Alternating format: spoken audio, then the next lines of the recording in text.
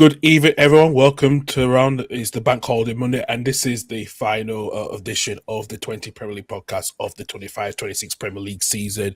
As well, we'll discuss all the teams from the season reviews from 1st to 20th, as well as discussing certain results as well that was both between the European spots and also the bottom for the last the relegation spot as well. Joining me as usual is my right hand man, Mr. Douglas Horne. Doug, good evening to you. Good evening. It feels like forever that I've actually done a live stream, so it's going to be definitely a little bit rusty, but no, really looking forward to this. We obviously discussed off air about basically doing the last episode live. I think it was quite fitting as well. So no, it's great to be back, and yeah, I can't wait to get down to things and obviously discuss the season that has just been. But no, thank you very much for asking me to obviously do this live, and yeah, it's great to be back live. It's been a long time since I did a live, so it's good to be back. Yeah, absolutely as well too. We're going to get to some messages actually. So from our code, welcome back, Doug, as well. Hello, Alan. From United TV 8078. Good evening to you as well. How you doing? Good evening, Rich. Yeah, good to see you, Rich, as well too. So yeah, well, what a season we've had, Doug. Like I said, we're going to discuss from 1 to 20th pretty much as well. We'll discuss all the teams as well. So first thing first, let's go to the eventful champions, Arsenal, which is the first time we've ever spoken about Arsenal after 22 years of the last time the last team under the Invincibles won the Premier League title. Arsenal finally got there under Mikel Arteta after he joined, after he only won one trophy since he joined in 2020 when he won the FA Cup. This was his second major trophy in his managerial career after nearly 6 years, over 6 years ago now. And I have to say, we'll discuss probably the ups and downs, but Doug, it's actually finally Arsenal get to win the title. We all thought they were going to bottle it, but they didn't. They picked over, as I said to you guys the other week or last week, the apprentice has picked the master. Yeah, yes, it's quite something for them to win the league. But no, I think it's been coming over the last couple of weeks. To be honest, I think when you look at what's been happening with them in the last couple of seasons, obviously being second, I think the most times ever. It was about time that they won the league. I think when you look at what they have done this season, people can criticize obviously their style of play, etc. But you need a good goalkeeper, you need a good defense, and that's what they've got. They've got David Raya, and they've got probably the best centre backs in the league right now in Gabriel and Saliba. So I think when you look at what's been said in the press, obviously about Arsenal, as a style of play, everyone kind of expected after that Bournemouth game, when they lost 2-1 to Bournemouth, I think everyone kind of expected, oh, here we go. Then obviously they lost to Manchester City. And then everyone was like, oh, it's going to happen again. But I think the one game I could probably say where it was won and lost was probably where Everton drew 3-3 with Manchester City. And I think when you look at that game, City were cruising, absolutely cruising in that game. And then one mistake from Guehi put on a knife edge, and obviously Tierno Barry scored two very good goals. And then obviously they managed to get a 3-3 after that.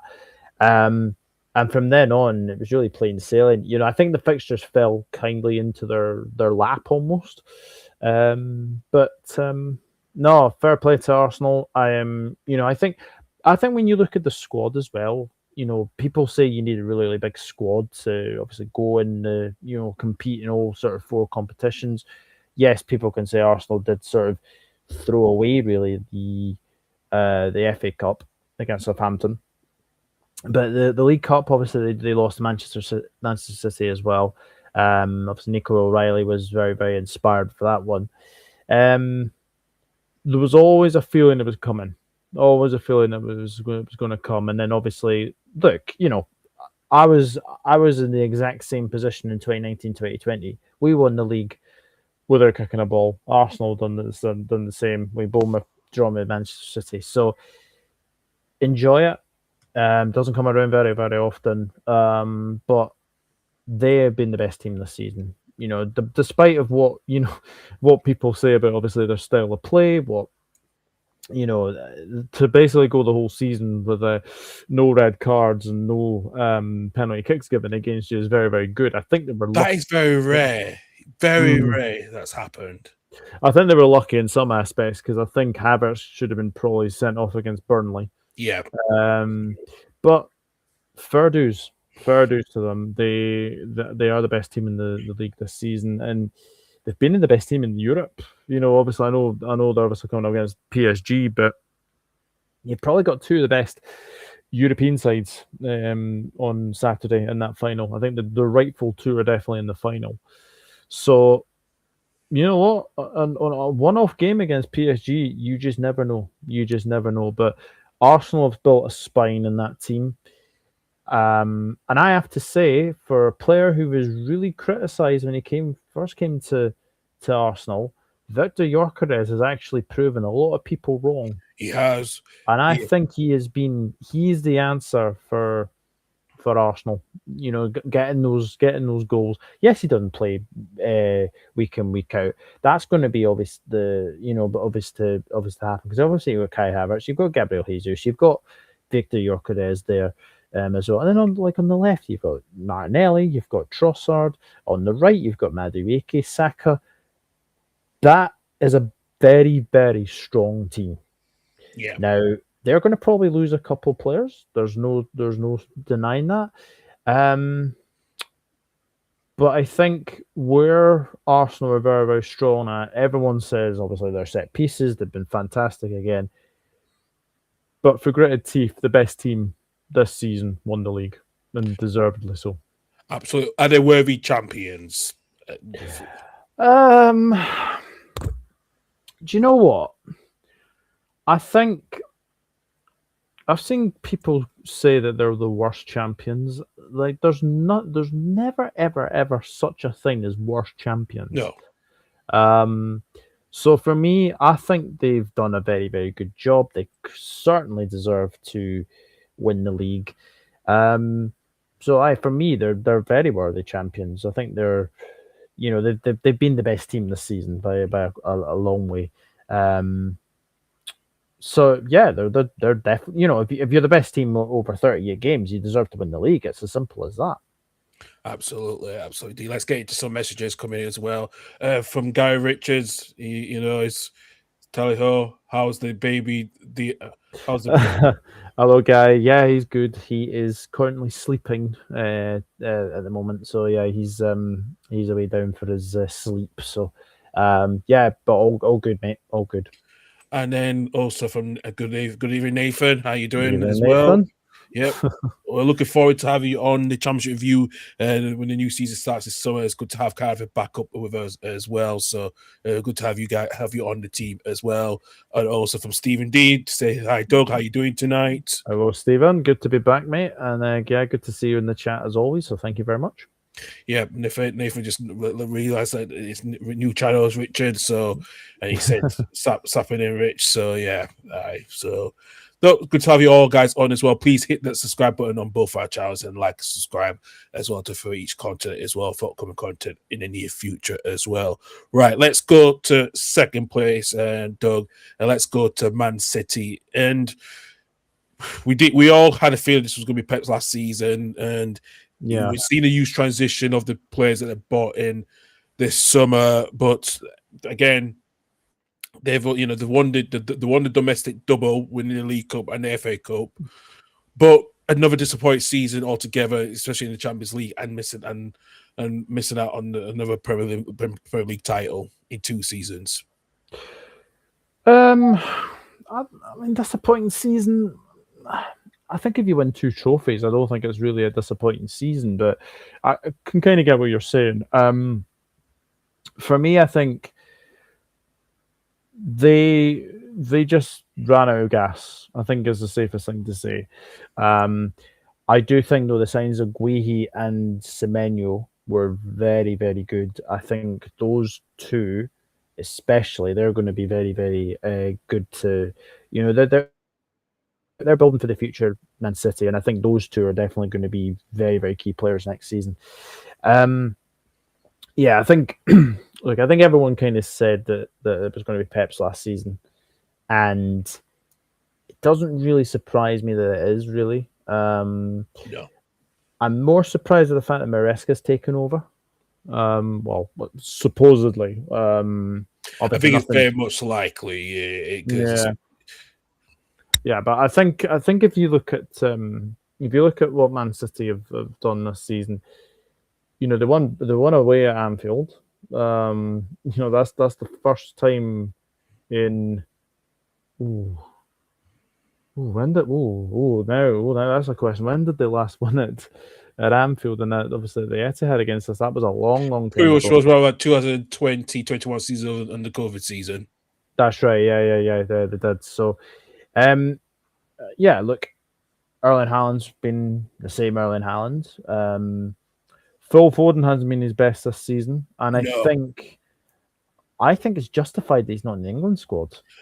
I agree. I would say that as well. I don't think it would have not made sense to take it when he's not. He's been very inconsistent this season, and it's not like Phil Foden. Phil Foden is always, even when he does have a good start to the first season, he always bounces back, to the latter stages. Yeah. But we're not seeing that this season, and I think that's been a huge change. I think I think the worst signing for City this season has to be Tajiri Reinders. I don't think he really improved that midfield, that City squad. I think I question about if he can deal with the physicality of the Premier League. Yeah, it's a weird one, Reinders, because he started really well. He started like a house on fire. Like the first couple of games, he was in and at it. But I think the more the season went on, I think it's been highly proven really that he wasn't up to it. They're losing Bernardo Silva. He's been a fantastic player. John Stones has been a very good servant as well.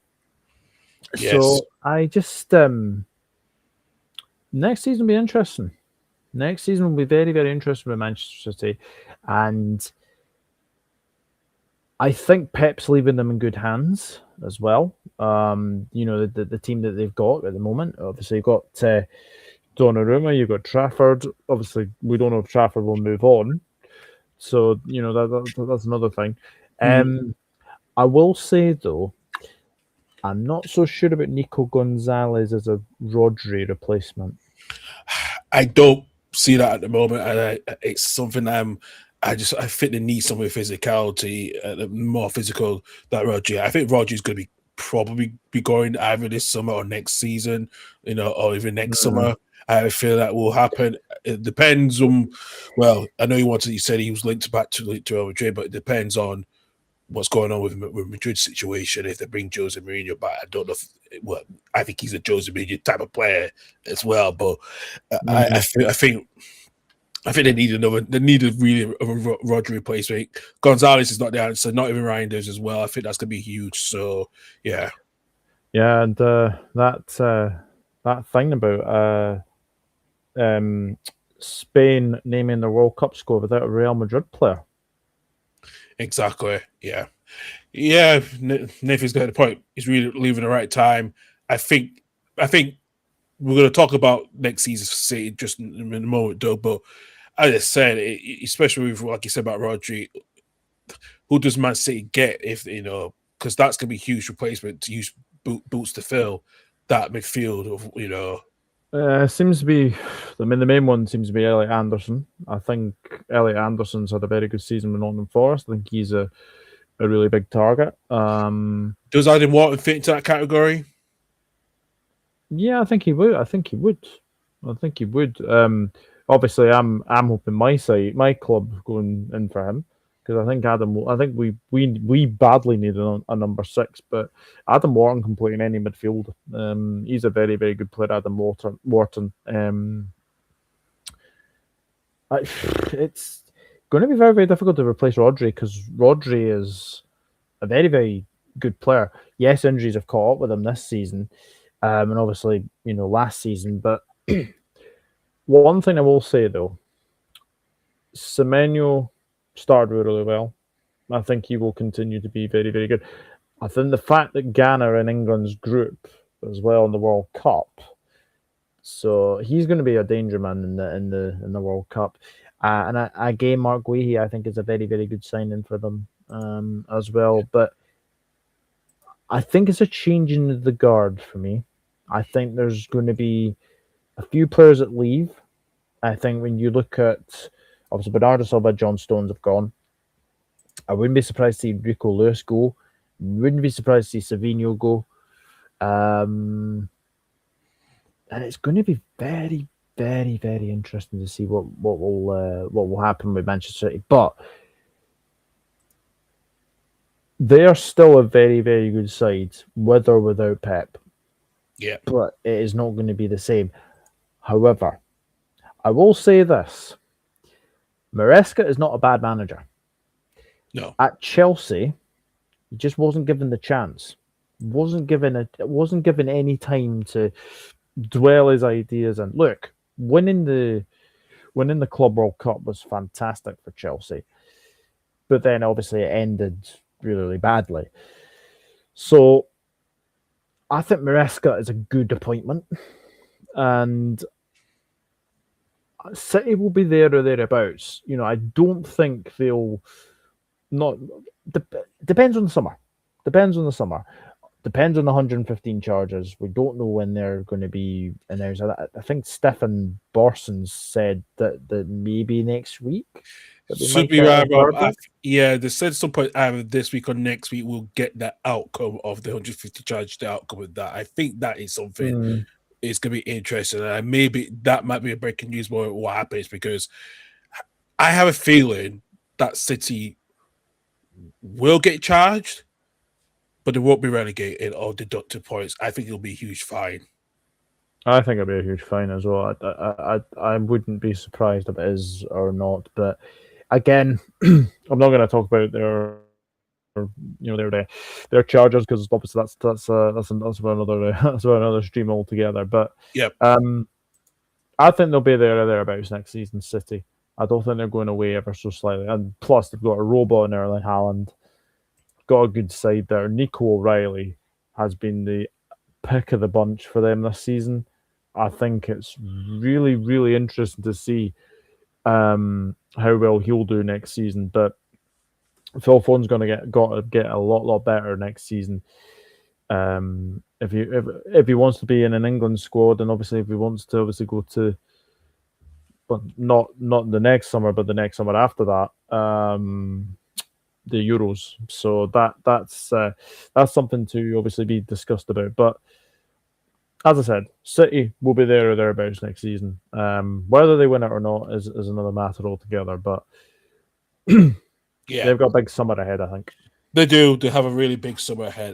The Man City, they do in the post Pep Guardiola era as well. Right, let's go into some messages before we get into Manchester United shortly as well. Good to see you, Matthew. Good evening, Matthew. You peeing cherries as well. Matt. Old Joe 1912 said good evening, Doug. Hope you're well, mate. Evening, Malcolm.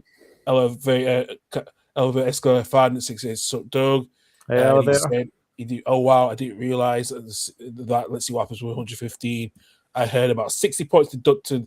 If that happens, they will get cut. And also, if not, I see this as a favor for the title bold, like letters, capital letters. Yeah, so yeah, we'll see what happens with Man City's summer coming up as well.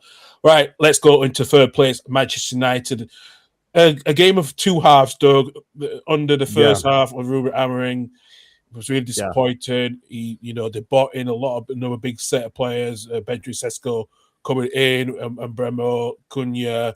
There's also Højlund was let go, was now going to Napoli, now joined permanent after the loan deal, and Kvaratskhelia leaving the club. Mariano had a bit of a steady start, but they really struggled that period around Christmas and New Year, which led to Ruben Amorim sacking. Before we get to the redemption under Carrot, let's talk about the first half. Do you think that there was that the writing was always on the wall for Amorim, especially the way he was regarding in his manner of where he tactically as well, including that League Cup game against Grimsby Town when he had the tactics boards out as well too. It's just such a mess with the club. it's a remarkable situation how they finished third. Now, obviously, no offense to any United fan or anything like that. Um, Start of the season, you guys are absolutely shocking. Um, Amarim was, in my opinion, very lucky to keep his job after the Europa League final. I thought he was very, very lucky. Manchester United should not be finishing 15th No. in the league. I think they were very, very fortunate. Very, very fortunate to keep his job. And yeah, the first half of the season was diabolical.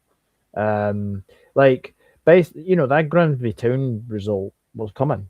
And I think that was one of the very last games that Andre Onana played as a Manchester United goalkeeper, because obviously I think by India took over. Then obviously they brought in Senny Lamans, who I've got to say has been very, very good. Yes. And his form has obviously put him into the Belgium World Cup squad, and is rightly deserved. I think their signings have worked. Cunha's been very, very good. Sesko's coming into his own. And Boemo did go on a bit of a period where he couldn't score. Obviously, Lamans, the goalkeeper, is very, very good as well. Yeah, it's a remarkable turnaround. Because as I say, and as you say, that first half of the season was really, really poor. However, they did win at Anfield, and they should have won last season at Anfield. Harry Maguire had a chance in the very last minute to, score that. Obviously made up for that last season to obviously score the winner this season. Amarim, I think, was never the right man. That Man United squad can't play 3 at the back or 5 at the back. No. It just wasn't simple at all. It lacked in it flexibility and a pretty woeful game management they had, and I just couldn't understand it, especially the way he didn't want to play Kobe Mainoo in that squad, and until he's had a very good revival, because he was going to leave on loan in January. That was always the talk, and if he didn't get any game time, there was questions. I think I remember his brother had that T-shirt, that infamous T-shirt, as well, that earlier this season. Yeah. As well. Yeah, I do remember that, but yeah, that was a strange decision. Dropping one of your own, like players that's Manchester born and bred. Kobe Mainoo is a very, very good player, and rightfully got back into the team, and I think that was a major step in how Manchester United actually got better. I will say the MVP this season for me is Bruno Fernandes. Like him or not, for gritted teeth, he is the best player this season. Oh yeah, hands down. Yeah, he's carried an average Manchester United side from 15th to 3rd. That squad needs a hell of a lot of stuff. A big couple of players coming in, because their midfield, barring Mainoo, and obviously Casemiro, I think, is a big loss. Ugarte is absolutely a terrible signing. I don't know where they spent 60 million quid to PSG for Ugarte, because he has been shocking. I mean, there's question marks over what's his face, Mason Mount. The question marks about him, and Josh Zirkzee as well. Yeah, Josh Zirkzee will be away. I would think. I wouldn't be too surprised. Obviously, Højlund's gone now. Again, another player that just wasn't cut out for the Premier League, unfortunately. Yeah, first half absolutely diabolical, but obviously we'll come on to the second half, which was much, much better. Absolutely so much better. I didn't expect, Carrot coming in and coming in as interim boss, there was always thinking, do they try to get a manager in? It was, do they wait till the summer? But Carrot coming in, that's when the revival started to change. Post, I think, when Amarin lost his job after the 1-1 draw against Leeds United, as I remember. It was that, yeah. So, and yeah, Carrick's come in and, to win about 16 out of 17 games is incredible, including beating Man City 2-0 as well at Old Trafford this season was very incredible as well. So, you see there has the difference, and not because not having European football as well. I thought it was going to be a bit for could it deal with it with playing less games and stuff, but I have to say, looking at the form they were in, yeah, probably since post January the 4th, they've only lost 2 games altogether in the Premier League this season, and that under Carrick, that is truly amazing. Yeah, he deserves a job. He deserves a job. I know, Obviously, we've got we've got our good friend Reese. He is. I think he's divided on whether to obviously give Carrick the job. No, he was unhappy that Carrick got the job. He did not want his preference. I remember when we were speaking on the side of the show the last few weeks, he wanted either Julian Nagelsmann, Hansi Flick. That was his dream managers, and he's not got that. I don't know what he's going to feel like when I speak to him this weekend, but I do the last Saturday show of the season, because I've discussed that with him as well. So yeah, no, that's he deserves a job. Let's be honest. He's done a fantastic job. How he got Manchester United to third, I'll never know.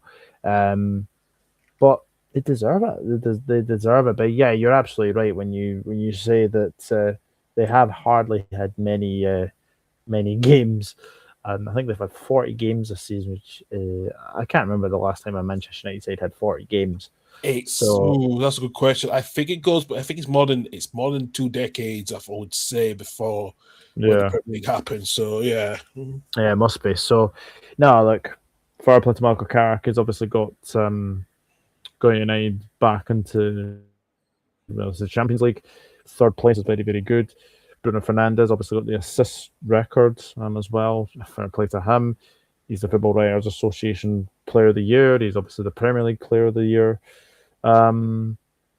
Yeah, he's been the catalyst to get them from 15th to 3rd. He's been very, very good. So let's see what happens next season with Manchester United, because we all know what happens when they've had a very good manager bounce. It's then what happens the season after that, and we'll see if the players are right up to it again, or whether or not they throw another manager under the bus. We'll see. So always something happens at Old Trafford indeed as well. So something happens at Old Trafford indeed. We'll see what happens across the next season. Let's go to number 4, Aston Villa. And Doug, they started poorly at Aston Villa, as we remember. But they've been in that. But since match day 11, match day 12, they've been in that top 5 for pretty much the whole of that season. And tremendous credit to Emery, because they won the Europa League last week against Fibre, the first major trophy title since the 96 Football League Cup as well. Ollie Watkins finished on 16 goals. Again, one of the top English scorer in the Premier League. As I said, gotta give credit to Villa, because despite the signings they made this summer, even Guesside was there, but he went to Crystal Palace option to buy. But bringing in such a Tommy Abraham as well, and even Douglas Luiz back, that was kind of vital for Villa to hold on to that 3rd place spot. Yeah, 100%. Even in James, by the way. Even in James. Just seen our Evertonian friend in there, so I hope you're well.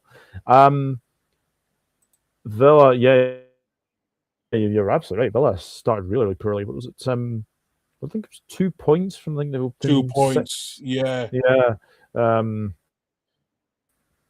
obviously bottom of the league. I don't think they actually scored a goal in the first 2 games either. No, they did. The first 2 games they scored a goal.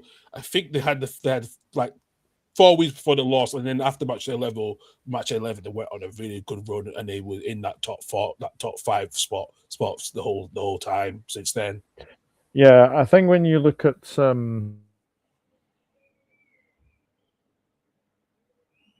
oops, hopefully we'll have Doug on with Doug there. He's just frozen up a bit. Oops. Well, hopefully we'll get Doug back up as soon as possible with that one as well. Yeah, but like I said, Villa have been on what a run they've been on. Hopefully get Doug back. There he is. There you go. You're back, mate. So we had a bit of a technical glitch there. I don't know what happened there. Connection issues on Bank Holiday Monday, mate. So yeah, of course. But no, look, I think when you look at Aston Villa, they've been very, very good this season. I think at the start of the season, everyone kind of expected them to probably win the Europa League. If we're being like really, really honest with ourselves, like I think very early season, because you don't usually do that at the start of the season at all. And I think that was a catalyst of how well they played as well. So it's been an incredible season for Aston Villa, winning their first European trophy in 42 years. And Unai Emery deserves a lot of credit. And you just look at the side of that team, like Martinez, Konza, you've obviously got Digne, Pau Torres, Matty Cash. Yeah. As you say, Douglas Luiz, Super John McGinn, Tielemans, it's Buendia, Watkins. It's a hell of a team. Aye. Hell of a team. Hello, Stefan. Yeah, Villa were totally dominant in that final. And now, am I right in saying Jadon Sancho's won the last 3 Europa Leagues? Yes.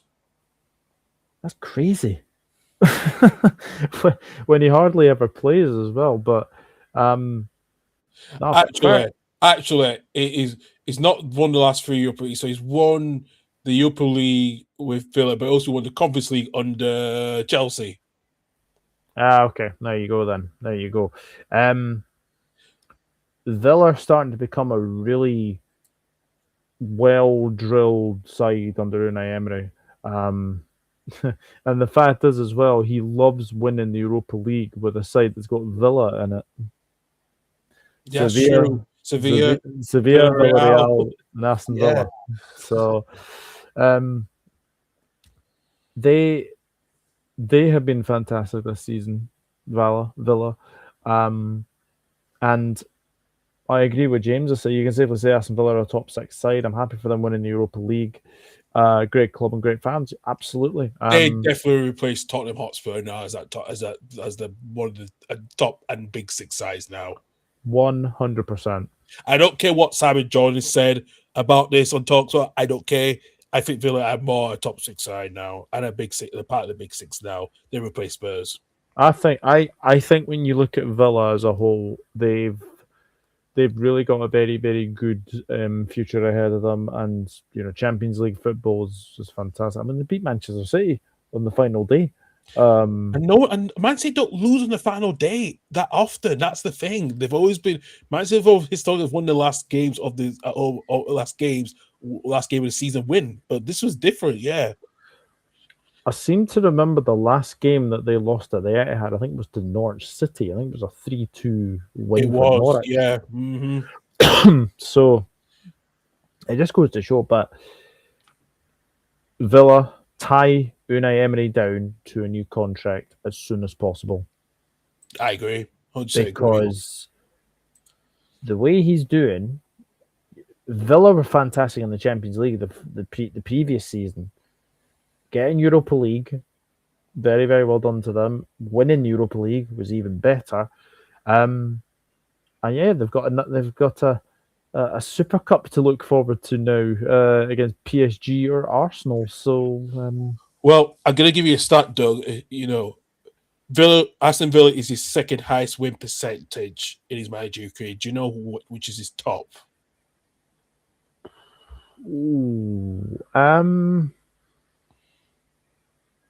I want to say PSG. You're right. It is PSG. PSG win percentage 76.3. Aston Villa 55.6, which is 0.5 ahead ahead of Arsenal with 55.1. Oh, incredible, isn't it? No, look, tie Unai down to a new contract as soon as possible, because there will definitely be suitors for him in the near future. So what he's doing at Aston Villa, well, he's one of the best managers ever now. Yeah. Winning them a trophy. So one thing I will say though, I'd like to see Aston Villa go far into a League Cup or an FA Cup. Now's their time. Now is their time to win more trophies than they already have. But fair play, Aston Villa thoroughly deserve the Europa League. I agree. In the Champions League. I think this winning the Europa League is the catalyst now to start going big on the two domestic cups. I think it is now. You know, there has to be now anyway going forward, because they've had missed opportunities when they should have won. They were in the League Cup final 16 years ago when they played against Manchester United and lost 2-1. So this is big, and even losing Arsenal 4-0 in the FA Cup in 2015-16 as well too. So this is a big chance. It's a big chance for them. They have to win a trophy. Before we move on to the next team, Doug, do you think, do you think it was right decision to appoint Carrick on a 2-year deal? I think it's more of a sensible option, because maybe not signing managed a long-term contract like I think they've learned a lot from the past when they had Ole Gunnar Solskjaer on a long contract. I think a 2-year deal does make sense, just in case there's a breaking clause at some point and Man United do change managers. Get a good manager. We've lost Doug there. We'll get Doug back as well. I think there's a chance. Yeah, I think there's a chance. It is my own opinion. Maybe a safe pair of hands until they either get a world-class manager like what Reece wants anyway as well. So, I would see that happening as well. And also, James Donner, I've had I would have used 5 Europa Leagues as incredible achievement. Yeah, absolutely. He ties it now with some major trophy as well too, which is important as well. So, I do agree with that one as well. I will get Doug back on as well. Just should be joining us on the stream as well. Again, always connection issues as well. But like I said, Doug is back again. Take 2. Yeah. Yeah, take 2 indeed. Absolutely. Right, Doug, let's move on to your team. Liverpool finishing 5th. I'll let you have the floor. Take it away. How long have you got? As long as I can. We could be all night if you're out with after. So, okay. I don't think anyone would have envisaged us losing a teammate in Diogo Jota. No. That has been that's been one thing I would say that's been really sort of on the player's mind this season, as obviously losing a teammate in Diogo Jota. First 5 games were very, very good, but I papered over the cracks. We were very lucky to win all 5. Once Crystal Palace away came, the form went absolutely downhill completely. Players haven't worked. I don't know if that's down to the tactics of Arne Slot, or the fact is that these players are still sort of trying to bed in the moment.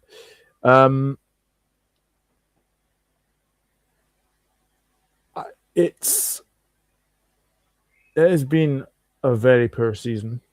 20 defeats in all comps is ridiculously bad. 60 points is the lowest a team has ever qualified for the Champions League. We got 60 points, which I think it's the same as Houlier's last season. It's 1 point lower than Brendan Rodgers' season, and also it is 2 points lower than Rafa Benitez's final season.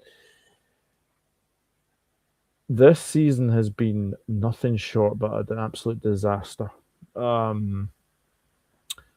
Where I think it's gone wrong completely is the fact is that we've kept Slot all season. I would have got rid of him in October. Now, I'm always one for giving managers time. I'm always one for giving managers the benefit of the doubt. But something is not clicking at the moment, and I don't know if that's Klopp was like a messiah coming in. He was amazing with the fans. Arne Slot doesn't have that. I don't think he's ever had it. So, me personally, you look at the game yesterday against Brentford, Curtis Jones never even celebrated scoring. It was like he was like, I've just scored my first goal since December 2024. He looked like he wouldn't even be bothered. Salah and Robbo, obviously, their send-offs are very, very good. I was really pleased that Jordan Henderson got a send-off. I think Kelleher got a nice wee thing at the Kop as well. Yeah. And Sepp Vandenberg did the same as well. It doesn't help, obviously, we having Isak injured for most of the season. He needs a proper pre-season. I'm amazed that he is in the Sweden squad. I didn't think he was going to go. So there's obviously that. Ekiteke has worked a little bit. He's been good. But over £400 million, it's not a good value for money, especially for that local side. It's supposed to be expected better as well. And James Dunlop, he still can't work out where he's gone wrong. And he thinks that losing Southgaard's going to be hard to replace. Do you agree with that? What he said? Yeah, but I mean, Salah was the catalyst for many, many seasons where he was the go-to man. It just hasn't happened this season. For no reasons amongst his own, but £450 million spent. Players that came in. Marmadashvili, I'm not putting any blame on Marmadashvili's shoulders because he hasn't had a settle back four all season. Let's be honest. How many times has Frimpong got injured? How many times has Gomez been injured? Kanate's had his injuries. Kirkes has been. I know there's obviously a couple of Bournemouth fans in the chat. Kirkes for me has been our best signing. Despite he had a bit of criticism at the start of the season as well. Yeah, but I think Kirkes has been a very good signing for us, and he will get better. He will definitely get better. But I'm going again. I mean, you're here. You're still here. No, still here. I honestly think next season Kirkes will be very, very good because he'll get a full pre-season as well. But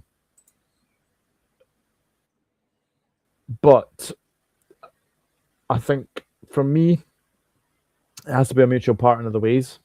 Basically, thank you, Slot, for everything you've done, but this season has just been shocking. I look back to 4-1 defeat at home by PSV. Basically, going to Anfield is like basically saying end your losing run. Spurs did that. Yeah.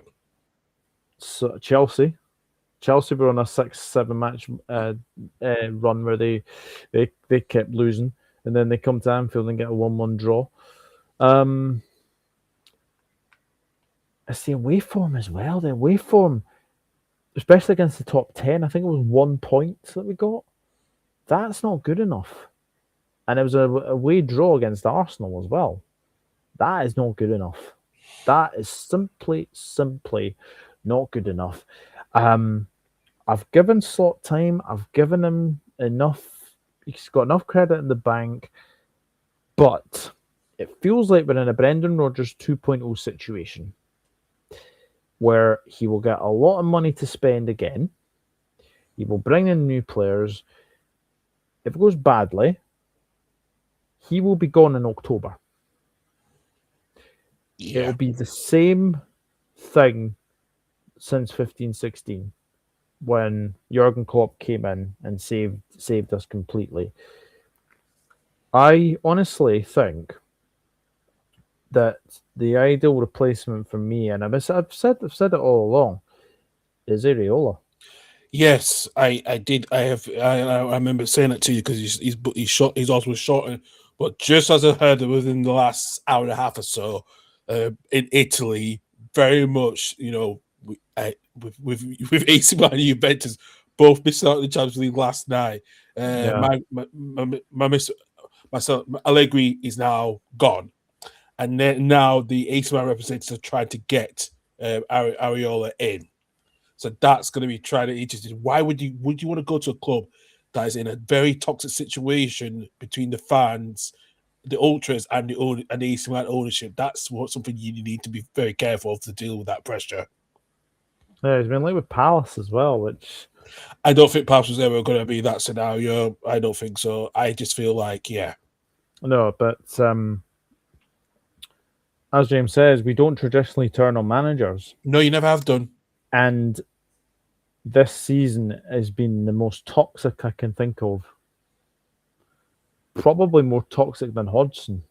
And that is saying something. So I'm so glad the season's over. And it feels like the Klopp team is basically getting ripped apart. Don't be surprised if Alisson goes. I think Jones is going. Yeah. I think Kanate is going. Joe Gomez. Yeah, I do. I think Gomez will go. Harvey Elliott's one of them because he's been linked with us as well. Harvey Elliott, yeah. I feel so sorry for Harvey Elliott. It's not quite worked out on his it's not quite worked out for him at Villa. Yeah. Villa. Kays will be gone. Maka, I think, is going to go as well. So this is a big summer, and we have to get it right.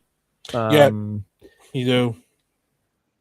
But next season is going to be so difficult to replace a legend in Mo Salah and to replace a legend in Andy Robertson, because I don't think Tsimikas is the answer. So, yeah, we'll wait and see. But very concerned going into the summer, for sure.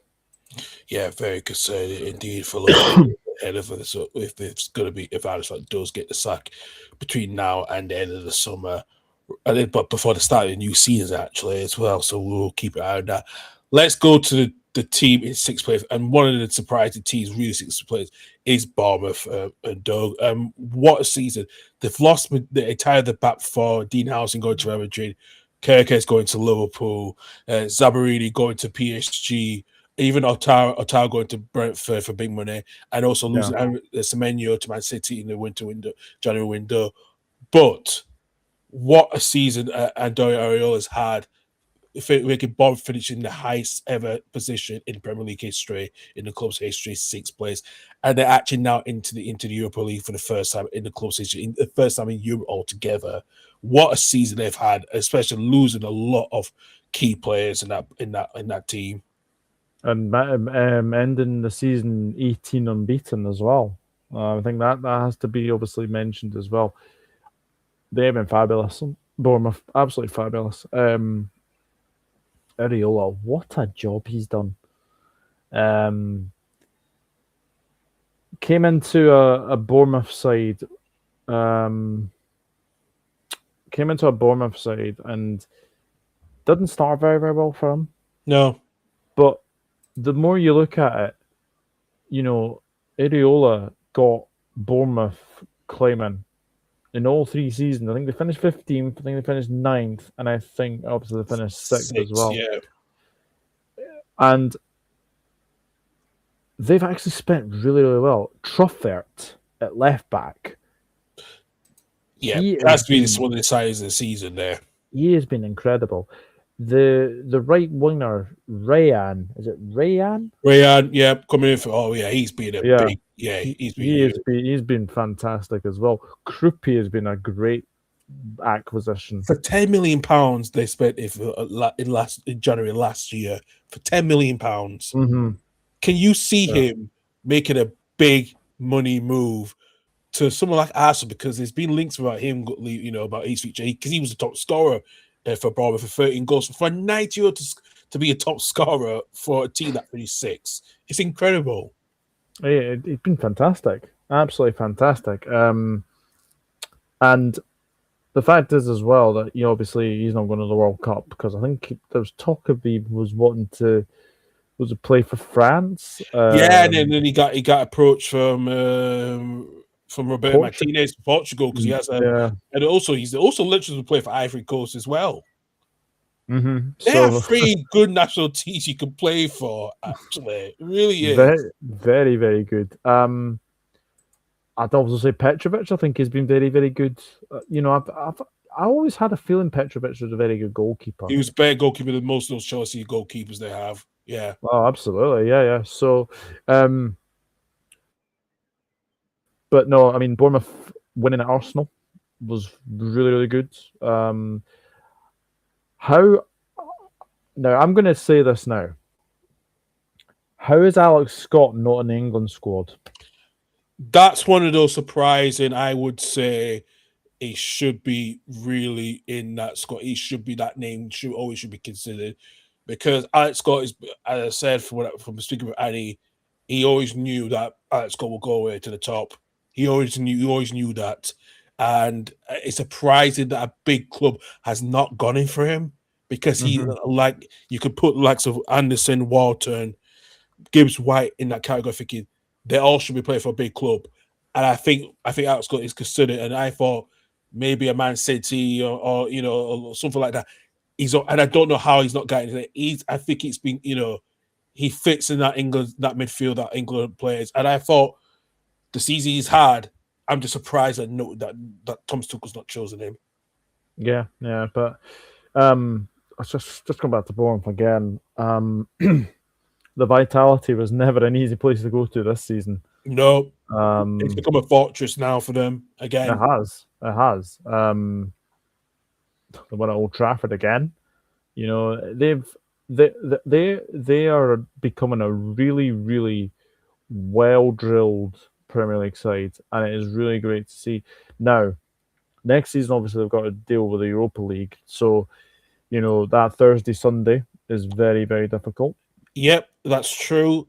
But I think of Areola's replacement, Marco Rose, I think he's in a very exciting team, and I think he will get that team.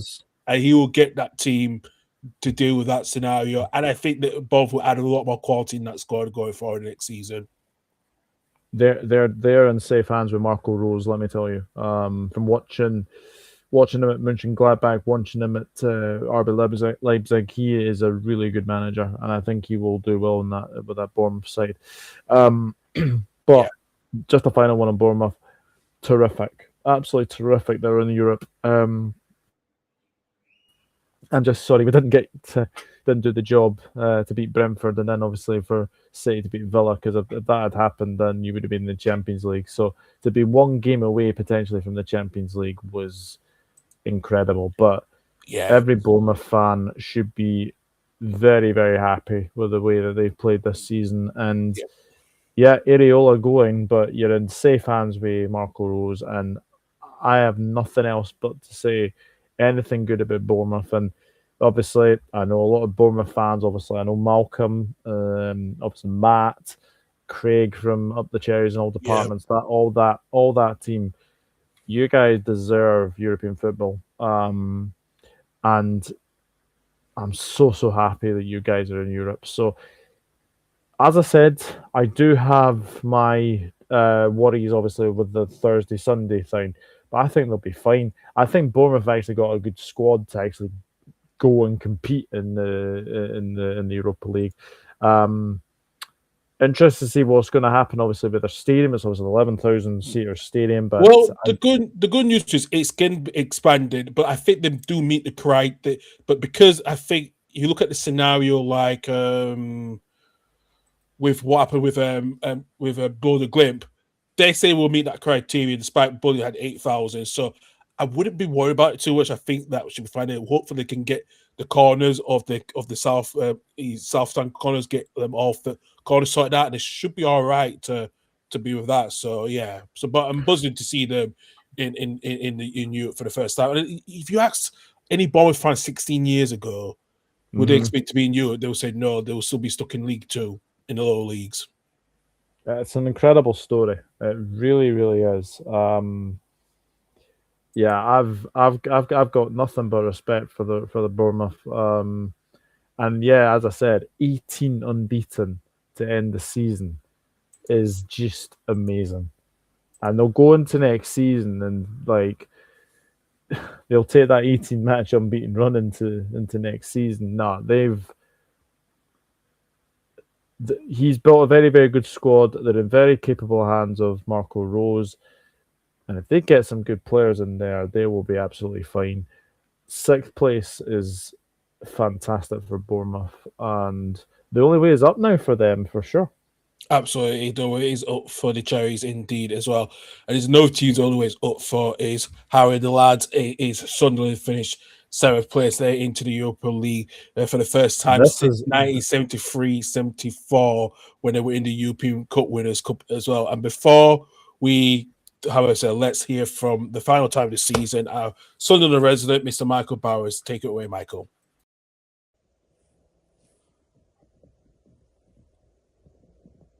Did yesterday actually happen? I'm not pinching myself and we're back to losing to Lincoln in the League One playoffs. All due respect to Lincoln, of course. But yeah, for me, that was wow. That was, I can't put into words just how good yesterday was. I think that we were, and I thought, first of all, quickly on the game, I thought the result was absolutely deserved. I thought Sunderland were excellent in the first half. Pressing Chelsea to no end. You could tell the players were up for it. You could tell the crowd was up for it. You could tell that Chelsea players, even if consciously they were given everything, subconsciously just didn't quite seem to fancy it. And I think Sunderland only grew with further heart from that. Obviously, we had the chance with Enzo Lefebvre early doors. We had a great chance that fizzed across the box, which I think missed Brian Brobby. I think, as of the time of speaking, I haven't checked any of the highlights back, so you people might want to correct me on that. But from my point of view, I think Sunderland were absolutely worthy of the lead when we got it. Trey Hume, of course, who was someone I criticised at starting at right wing, and I still don't want him in that position next season. I love the guy, but he's not a right winger. But it was a decent finish. Robert Sanchez, you could argue, maybe could do better with the goal, but I thought it was a well-hit finish. But Sunderland was no less than Sunderland deserved. Sorry, no more than Sunderland deserved. We were absolutely outstanding in the opening periods of the game. And I think for me, I've never heard the Stadium of Light that raucous, that loud, that energetic, that the intensity of the atmosphere. My ears were literally ringing as we were singing Wise Men Say, as we were singing songs throughout the game. And that's why I always say Sunderland are one of the biggest clubs in this country, because we have got an atmosphere that when everyone's going in the same direction, it should be one of the toughest places in English football for teams to come to, and hopefully world football, but we'll get onto that in a minute. The second goal, obviously, look, I think Gusto gets an own goal. It is a bit fortunate, but at the same time, I still felt Sunderland deserved it even then. Brian Brobby, minutes earlier, had a great chance that he should have put away that he somehow didn't. And obviously, look, goal scoring needs to be addressed next season, but with another year of Prem money, that hopefully will be able to be rectified. And then, of course, Sunderland make it awkward for themselves when Cole Palmer gets a shot, drills a shot from distance, and it goes under Robin Roofs. I've only seen that goal back once, but I can't be bothered. I'm not going to bother watching it again in a minute. But from what I can remember, Robin Roofs should have done better with it. So maybe that'll put clubs off buying him.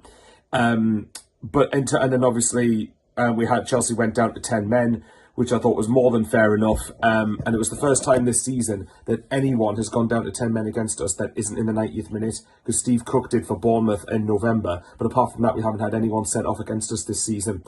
Sunderland still made it a bit nervier than I would have liked it to have been, but Chelsea didn't really threaten all that much.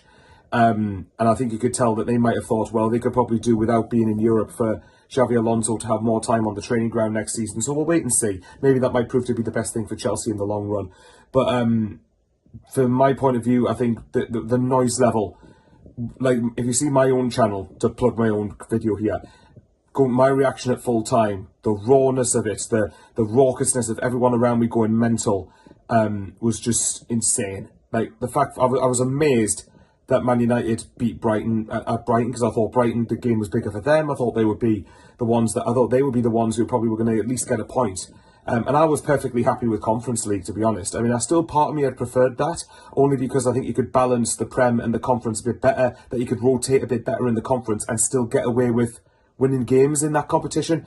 But look, I was never going to turn down a place in the Europa League if we got it. And we don't know when this opportunity will come round again. So you've got to take it when it comes. So from my point of view, I think I could never have imagined it would have gone this well. I said 17th at the start of the season, and it was always going to be a fight. And I've definitely noticed an increase in the quality in the Premier League. But we've been terrific this season, absolutely terrific. And to finish 7th in our first year back after 8 years, I couldn't be more proud of this team right now. 5 years ago, we were losing to Lincoln in the League One playoffs. 4 years ago, we just got past Wickham in the League One playoff final.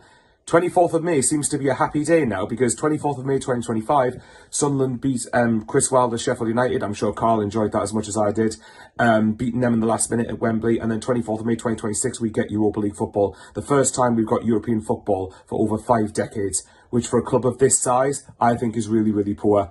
And I think for me, we don't have a God-given right. I always want to make that clear. You have to earn it. But it's poor for me that we haven't had more European football. And this idea of Sunderland being in Europe is not a thing that should be scoffed at. It should be a very, very realistic thing. So, yeah, look, how this will impact next season, we'll wait and see. We can only spend up to 70% of our turnover because of the new SCR rules, whereas it would have been 85% if it weren't in Europe, which is a bit weird. But there you go, your way for rules.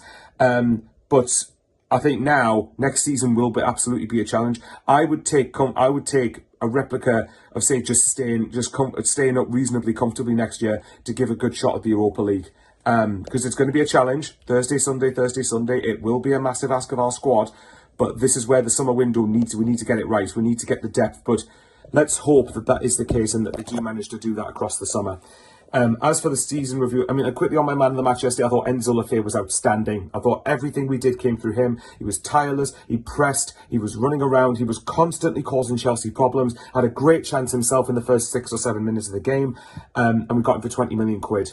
Another good shout, I think, Gertruida, who obviously Doug will know Liverpool were linked with back in January. If Sunderland don't activate that clause and get him permanently, then I'll be quite annoyed at that. Because now, whether he wants to come along and stay, I don't know, but come on, mate. You're going to get games because we're in the Europa League. But, yeah, for me, Lefebvre, man of the match. But I would say that Hume was good, Gertruida was good, Xhaka was good.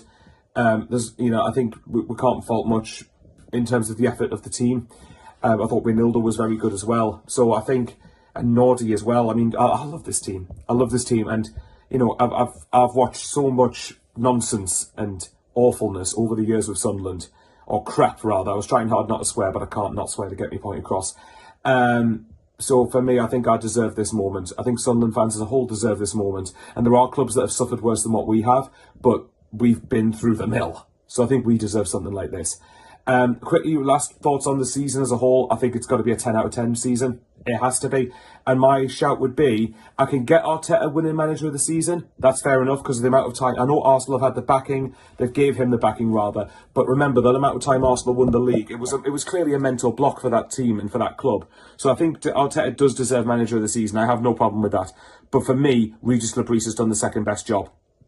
No doubt about it. We finished 7th. We're finishing the same competition as Bournemouth have. If they'd got Champions League, I would have said Areola probably did deserve it ahead of Labrise. But for me, Labrise has done an outstanding job. And I think that to get Sunderland... First of all, we took over when finished 16th in the Championship. He got us promoted against parachute payment sides. Leeds and Burnley, for goodness sake, finished top 2 with 100 points. And Leeds would have had more had they not had a generous goalkeeper to the opposition in the sticks, in Ilan Meslier. He competed against that, competing in the top 2 until the end of February, and then he got us to win the playoff final against a year 1 parachute team in Sheffield United. And then this season, which is an even bigger achievement, he managed to not only keep us up comfortably, but he's got us in Europe for the first time in over 5 decades. Labrise has done an outstanding job. I may get frustrated sometimes with his lack of subs and not being proactive enough for my opinion, for my liking, but he's been outstanding and I can't knock him. So for me, yeah, it's the best season. I mean, I only got into football in 2011. So all I've really known then is probably at best 10th in the Prem. And then it's been mid-table, then relegation battles, then 2 relegations, then League One. So this is easily the best season of my life following Sunderland so far. Hopefully it's not the best of my life ever. Hopefully better's to come. than this, which is mental because this has been an outstanding effort. But yeah, I think just the season review, I couldn't be proud of the lads. And while I'm obviously aware of the challenges of next season in the Europa League, I'm quite cautiously excited for the summer to see who we bring in. But yeah, thanks very much to Karl and Doug for the fantastic content on the 20. Thanks for having me on. And now we're the lads. We are Europa League. So we are Europa League. Thank you very much, Michael. You know what, Doug? He said it all completely in that lengthy video, and I have to say, Michael only got into football at least 15 years ago, and he's seen this Sunderland side go through playing losing game, making it to Burton Albion, going away to Lincoln and then getting Wickham. He's been all over the place, and I have to say that was an emotional for what he said, pretty much, and especially for over nearly 5 decades and not even being in Europe. And like I said, he if I tend to win it, that was easy, then I would have said Lebreeze was going to be that second favourite to win that manager of the season. What a story. I mean, to basically be a newly promoted side and get European football is quite incredible. But I've got to say, Reggie Lebreeze has been nothing short but very, very good. And Sunderland had a really, really good home record. I think that's the biggest thing I can take from that. Yeah. They had a really good home record. Did the double over Newcastle. We've obviously finished above Newcastle. That is tremendous. I did not think that Newcastle will lose on a double, but also be finishing 5 places below Sunderland. That was not unexpected. That was not expected. No, absolutely not. But Granit Xhaka for me is a signing of the summer. Definitely. He brings a lot of calmness, a lot of experience and leadership. Is the 2 big quotes that Sunderland was questioned about until he came in. I will say as well, Brian Brobby has been very good up front for Sunderland. That whole team is really, really good. Staying of Light was not an easy place to go to this season. No. I think only a handful of teams, Forest, Liverpool, have obviously gone there and won. Just to correct Michael, it's Lewis Cook, not Steve Cook. Steve Cook, I believe, he was at QPR the last time. I don't know where he is now, but I know it was Lewis Cook that was obviously sent off. So, Michael, if you're watching. But, yeah, Stadium of Light, European football, you can't beat it. You can't beat it. After going to the stadium there last January, New Year's Day, New Year's Day 2025, what a tremendous reaction! The fans are very passionate. From what I've seen, I can see why very much why it's the club means so much important to the fans across the city, and I've said it for the first time, going to a proper Premier League stadium than in the past I've been to of that passionate fans they have, of them coming in, thousands of fans driving in every day, walking across the bridge. It's so important for them, and I think after experiencing it, it's kind of one of my favorite days. I would like to go again as a visiting fan, this time now next season. So yeah, but no, like what Michael said, when you think of the shit that they went through with Stuart Donald and Charlie Methven, it's like, and obviously the managers that they went through. I mean, Simon Grayson, Chris Coleman, Jack Ross. Yep. To come in and obviously get Lebreeze, who was obviously, taken over from, I think it was Tony Mowbray, wasn't it? So Tony Mowbray as well. They had who else has had Lee Johnson, Michael Beale, Yeah, so they deserve this. They absolutely deserve European football. What an incredible season, what an incredible story. And yeah, Michael, I kind of agree to an extent. I had sort of three top managers this season. I had Arteta, Areola, and Lebris. But Yeah. then again, I'd have to say Keith Andrews is definitely up there as well. Yeah, I said I think you can add one of them into the joint third with Lebris and Andrews in that one in that bracket. Actually, I really do, because they're both so tight and close to that one as well. And like I said, you know, Jay's done like we need more goals. Bro's done it. I think they need more option top. I think that will be something that we'll do, and I think don't be surprised, because especially they had loads of headrooms to with this past season to get the players that they brought in. I think more than 12 players. It was thinking, would they gel? There was always questions how this team was going to gel, settle down, and have done that. They had to react quickly. I think I don't know about the promote cuts coming up, Doug, because I don't think they will copy what Sunderland had to do. Maybe Coventry is probably one of the latter teams will do it. Will probably do it. But I think so. I think they will. I think the Southern Brew what they've worked is worked, because remember I first watched them in that friendly match in the Craig Gordon's testimonial that you and I went to. They weren't clicking at that time, but boy, they've really shown us to finish 7th place. They've proven us wrong quite considerably. Yeah, and obviously, I think we were obviously planning going into a Sunderland game with Michael. So obviously, that's still got to happen and materialize. But yeah, what a season for them! It's fantastic. My uncle's a Sunderland supporter as well. Yeah, so I forgot your uncle's a big Sunderland fan. Yeah. So obviously, like, I've got a bit of a wee soft spot for them as well. But yeah, my uncle's actually in Missouri at the moment, obviously seeing family. He's not too far from my partner there, because my partner's from Missouri. So yeah, we've got I've got a cousin who was obviously born over in Scotland, but he obviously lives in Canada now. So it's it's terrific, absolutely terrific, and the fact that there was even ridiculous rumors that apparently Sunderland were thinking about getting rid of Lebris after now, especially after what's happened with them getting European football. But staying in the lane will be absolutely bouncing when it is a European night. I cannot wait to watch them in the Europa League. And, whoever they get, the Stadium of Light is going to be absolutely bouncing. It is. Oh, yeah. It will definitely be bouncing as hell. It will be bouncing as hell, because, it will be. And I think it'll be interesting for some of the opposition teams how they deal with that, with 40 plus 46, 42,000, Mackens on your back, because they're very loud and passionate from how I experienced it last season. And boy, they don't stay quiet until they stay loud from the first minute all the way to the end. Yeah, absolutely. So well done to Sunderland. Well done to Sunderland.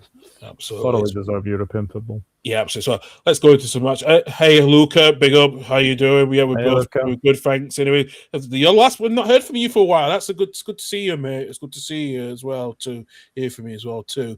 Right, let's get on to the last 3 teams in the top 10. Let's start off with Brighton. Doug, they had a bit of a difficult start. There was questions about Fabian Hürzeler's future, pretty much. But they were close to nearly finishing in Europa League, but they got the Europa Conference League. Yeah, it's been a good season for Brighton, despite they had a bit of some of those questions about Hürzeler. What a turnaround he's had to do this season as well. Yeah, and obviously James Milner now the most capped player in the Premier League history, with 655 now, I think. Yeah. So, yeah, it's good season for Brighton. Good season. Good team. Welbeck is probably at his most goal-scoring form for Brighton. I really like Minty. Obviously, Mitoma. It's such a shame Mitoma's missing the World Cup. It's a shame. Japan. It's a shame. He's one of those underrated players I really like in the Premier League. And obviously, I think one of his goals is up for a goal of the season as well. So yeah, very good season again for Brighton. I think when you look at what they could potentially do in their Conference League next season, that could be something. That could be something that they could look ahead to and see what happens with them in the Conference League. There were a lot of rumors about Herzler's future. I think started back in January, February onwards. But if he's happy, then you can just continue. I think we've got a good back four, good midfield. We'll be interested to see where Baliba stays, though. I think since that summer link to Man United, he's not been the same player that we've seen that there was last season. I think that's why I've been noticing he's not been, Yeah, I would agree with that. I think as well, when you look at Brighton, the Amex is a very difficult place to go to. Obviously, Liverpool, Man City lost there. They have done very, very well again, Brighton, and again, like Bournemouth, like Sunderland. Both of them will just be looking on the way up. And yes, the winner of the European Conference League does qualify for the Europa League. Yes, so if Palace wins it on Wednesday against Vallecano, they will qualify. So there'll be 3 English teams in there as well. So yeah, absolutely as well. Right, let's move on to 9th place, Brentford, Doug. And Keith Andrews was one of my favorite. Was one of the managers to be sacked. He was one of my top 3 managers that was going to be sacked. He has proven us wrong, Doug, and just finishing 9th, just missing out on Europe. But that's Brentford's another best season again for post Thomas Frank era, which we thought they were one of the go down. But Igor Thiago, second most top scorer in the Premier League. Yeah, wow, I have to say, huge credit to Brentford. Really huge credit. All after losing Burmo, Vissa. Yeah, losing the top 2 scorers. Yeah, that partnership last season was really, really good. Obviously brought in Kelleher. It's a team of ex-Liverpool players, really. Kelleher, Vandenberg, Henderson, obviously Carvalho as well. But I know he's out for the long, long time. I think he's done his ACL, which is a real shame. Yeah, like you, I had Brentford to go down at the start of the season. So yeah, not one of my finest moments anyway. But no, neither for me as well. So yeah, credit to Keith Andrews. He's done a fantastic job coming in ahead for obviously Thomas Frank. Yeah, Brentford were. I hope that Carlo Ancelotti, plays Igor Thiago for Brazil, because I think he should be the starting striker. Yeah, he's definitely in that starting 11 now. I think Ancelotti did say that as well. He's now he's that first starting 11 to be. Yeah, and I think it's not surprising because who are you going to play alongside Thiago? I would probably say Cunha or Martinelli, pretty much, and even Rafinha. Probably one of those 4 will start alongside. Yeah, no, I think Thiago has to start for me. 22 Premier League goals is very, very good. I will say though, Kevin Schade and Ouattara definitely a really good partnership with Thiago. That's a really, really good partnership.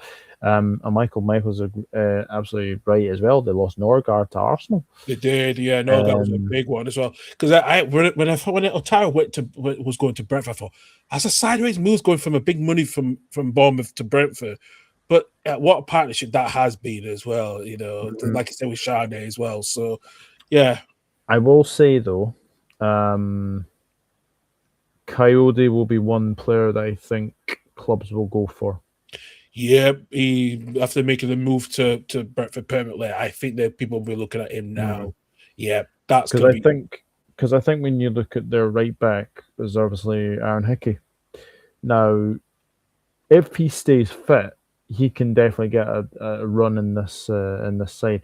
Obviously, I haven't seen Ethan Pinnock much, which again, I think if he's injured again, that's a bit of a problem. They had Rico Henry as well, Yeah.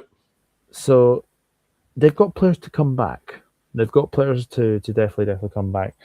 But what a fantastic season Brentford have had, proving everyone wrong. I tell you something, the GTEC was not an easy place to go to either. No, not an easy place to go to this season. Not under Keith Andrews. I thought it was going to be I thought it was going to be an easy place to go to for certain teams, but it hasn't. It really hasn't at all.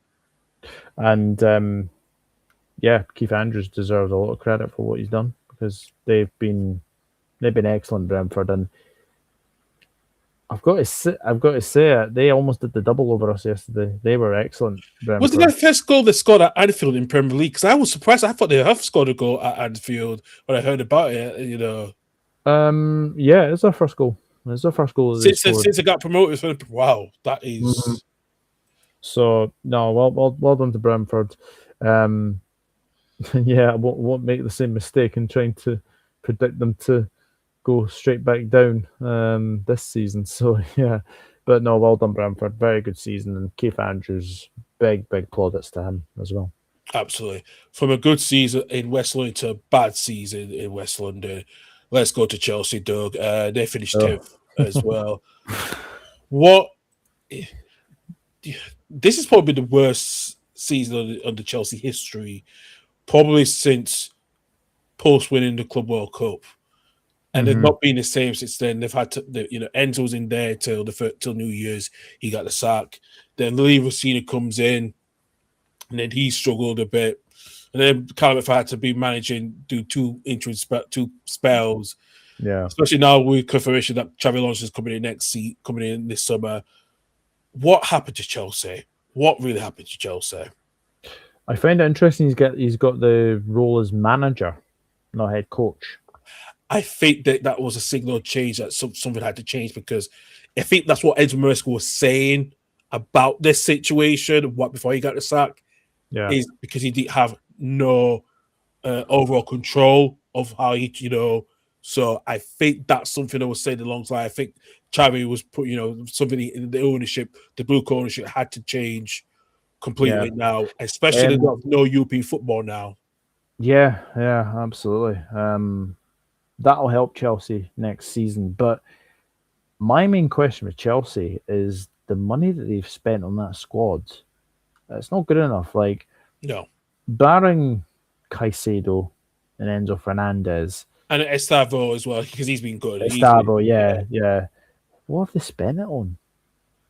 £30 million for Liam Delap. Yeah, Jamie Gates for nearly £50 million. He's been a disaster. Yeah. Garnacho's not been great. Nope, Garnacho's not been great. They already spent another £40 million on the Sporting Lisbon player. Is it? I think I'm trying to remember who's now joining from Sporting Lisbon. It's Quenda for Sporting Lisbon is joining the right wing back. We've got Valentin Barco joining, I believe, as well. Yes. Yeah. That ownership is a joke. I have even questioned the legality of Blueco. I think we all have been.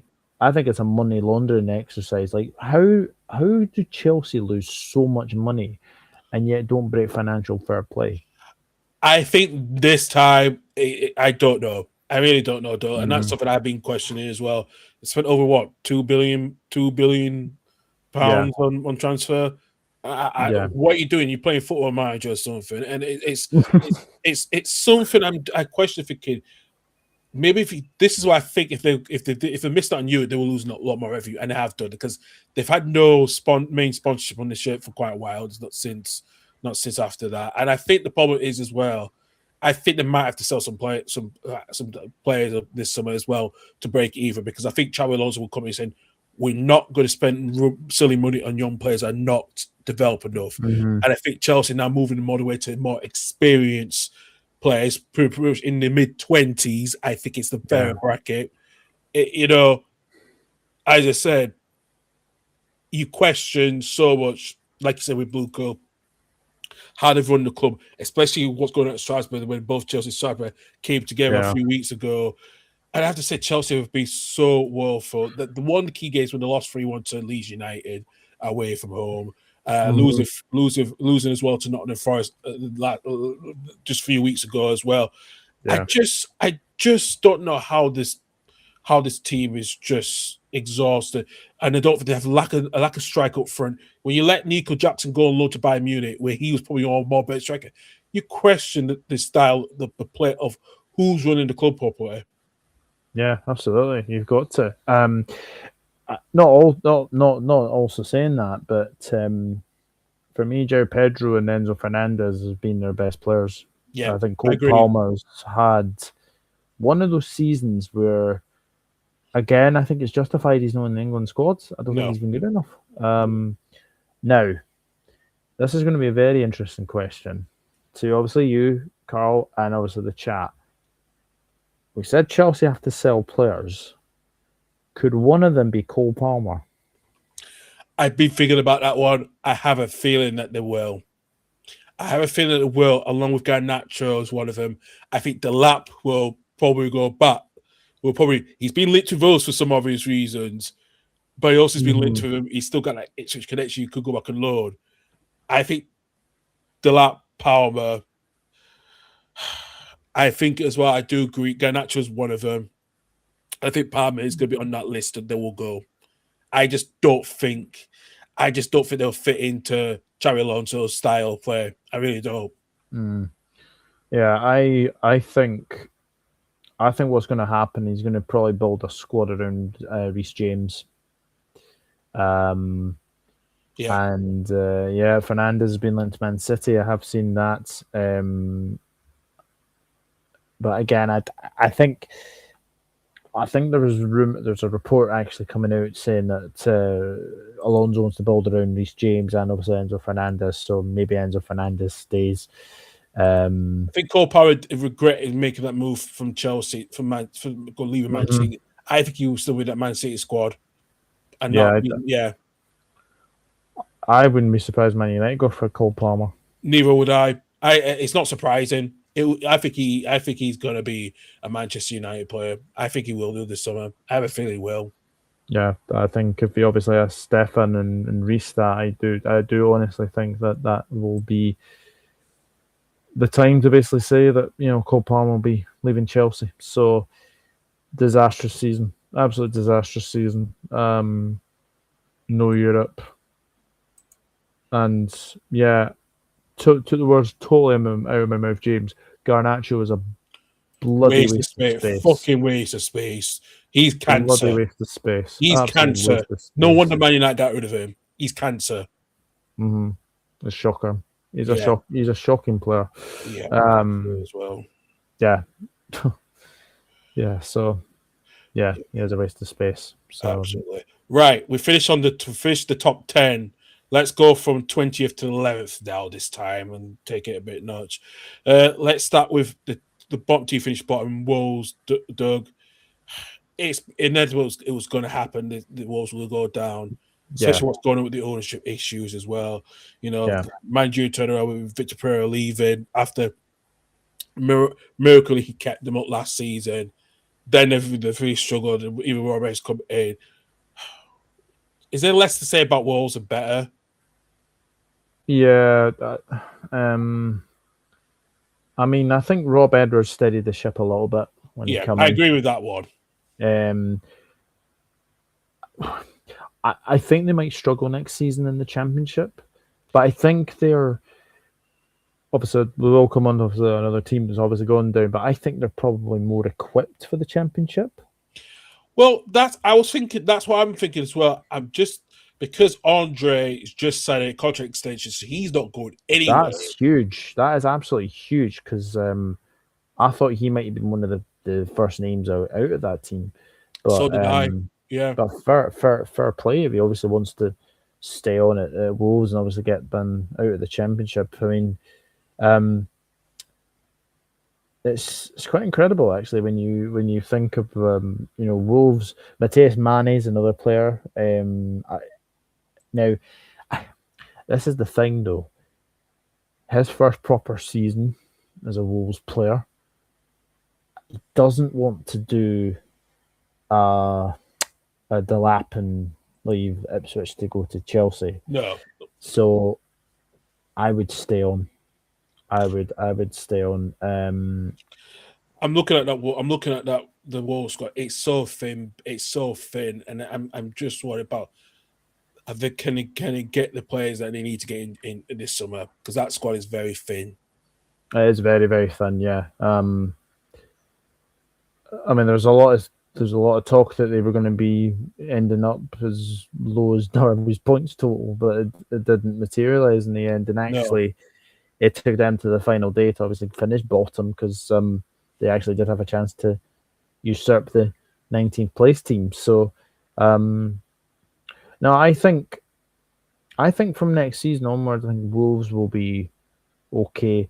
Rob Edwards has obviously been relegated before, and then obviously he's tried his best to get a team back up. So I think they're very well equipped in the Championship, and I think they'll be okay next season. I don't see them doing a double relegation like Leicester City. No. So yeah, Rob Edwards was a good manager. It was just a task that was too much in the end for Wolves, but yeah. Sad to see them go, especially with obviously what happened to Jota in the summer. Well, pretty much the majority of the season they've been in the bottom spot. Only match day 2, they were only 19th, but majority since them out of 37 games, they've been in 20th position. Yeah, and also no away wins as well. No away wins this season. Yeah, absolutely no away wins at all. So, yeah. So, yeah, but they'll be back. They'll be back, I'm sure of it. Yeah, absolutely. Right, next team to go, 19th place, Burnley. One of the promoted clubs that has gone down, Doug. And have to say, they didn't really strengthen quite well. And you can see Scott Park was out of his death eventually. He left before the end of the season. And can we see what does Burnley want in the future? Because I look at the transfer window this past summer. They only signed the players that was part of the team the 100 points team that got promoted last season, and especially they've lost James Trafford, who went back to Man City. They've had to bring in Kyle Walker experience as well. Justin Ante on the permanent deal, Marcus Edwards, Zian Fleming. I'm not sorry to say they are basically championship players. That's all I can say as well. But yeah, what's your take on it? Yeah, I think Burnley. Hello, Mr. Hello, Therese. There he is. Hello, Mr. Russell. I'm going to say it again. Wolves are more equipped than Burnley are. Yeah, I agree. I'm going to say it. Burnley have now got their worst points total in Premier League history. Yeah, Scott Parker. Don't know what to say about Scott Parker. I thought for a bit of this season, I thought, right, he's learned his lesson. Nah. Same mistakes. Didn't buy enough. Spent a waste of money on Amit Broya, who was not even. Oh, that was shocking. Like, someone in the scouting department needs to be fired for that. Yeah, 100%. Because I don't know why they got in Broja at all. The Bravka good signing. Probably a good decent signing. That was the only best signing I could think of. Zian Fleming to an extent. He was all right. But Burnley, they were destined to go down, to be honest. They definitely were. Only 4 wins this season. The only home, I think the last win they had, home win, was against ourselves in around that time. Scott Parker's the Neil Warnock of the Premier League. Yeah, very good in the Championship, knows how to get clubs up, but when it comes to the Premier League, completely away from it. Oh yeah. I think Burnley will struggle next season. I do as well. I think Steve will go. I wouldn't be surprised. Well, the thing is as well, they've not got a manager, Burnley. No, that's a question. Wolves have got Rob Edwards. Yeah. Burnley don't have anybody yet. So they need to sort that out quick. Oh, huge. They do need to sort it out. They do need to sort it out hugely. Because it ain't going to be what's his name, Mike Jackson. It's not going to be Mike Jackson. Yeah, no, Mike Jackson said he doesn't want to say he don't want to get involved, be the manager. He said that wholeheartedly. So yeah, it's a huge season. It's a huge summer for Burnley. It really is. Yeah, absolutely. Michael Brown says Wolves and Burnley are more equipped for the Championship than West Ham. As West Ham will have a bigger churn of players, plus West Ham will sell 150. Yeah, absolutely. Yeah. I think James Dolan might be right. I have a feeling Mane will want to move. Would you take him at Everton, James? That's a good shout.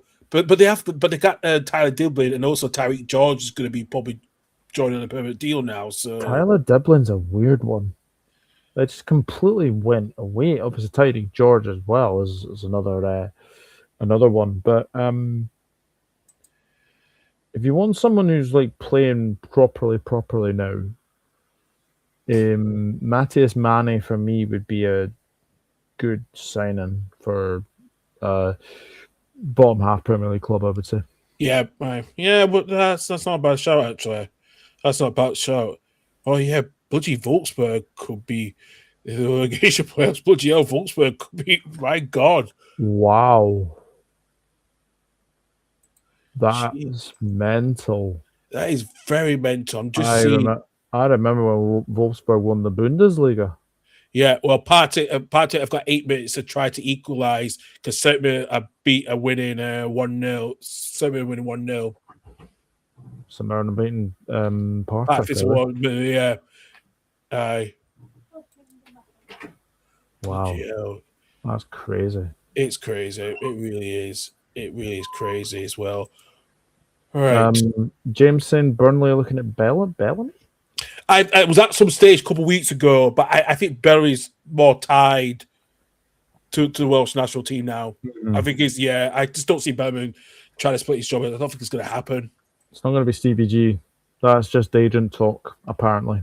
He said he would take Mane, but Could be another Dublin situation. Yeah. Okay, Volks have been down to 10 minutes since the 60th minute. Bloody hell. Okay, then. Wow. Blimey. Yeah. Wow. Yeah, I know we've gone on a bit of a tangent, obviously, with the playoffs, but my, Wolfsburg. I remember when they won the Bundesliga in like 08-09,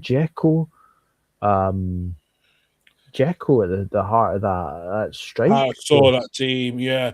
There was that other brilliant Brazilian player that he played alongside him as well, actually was really good as well. Oh, yeah.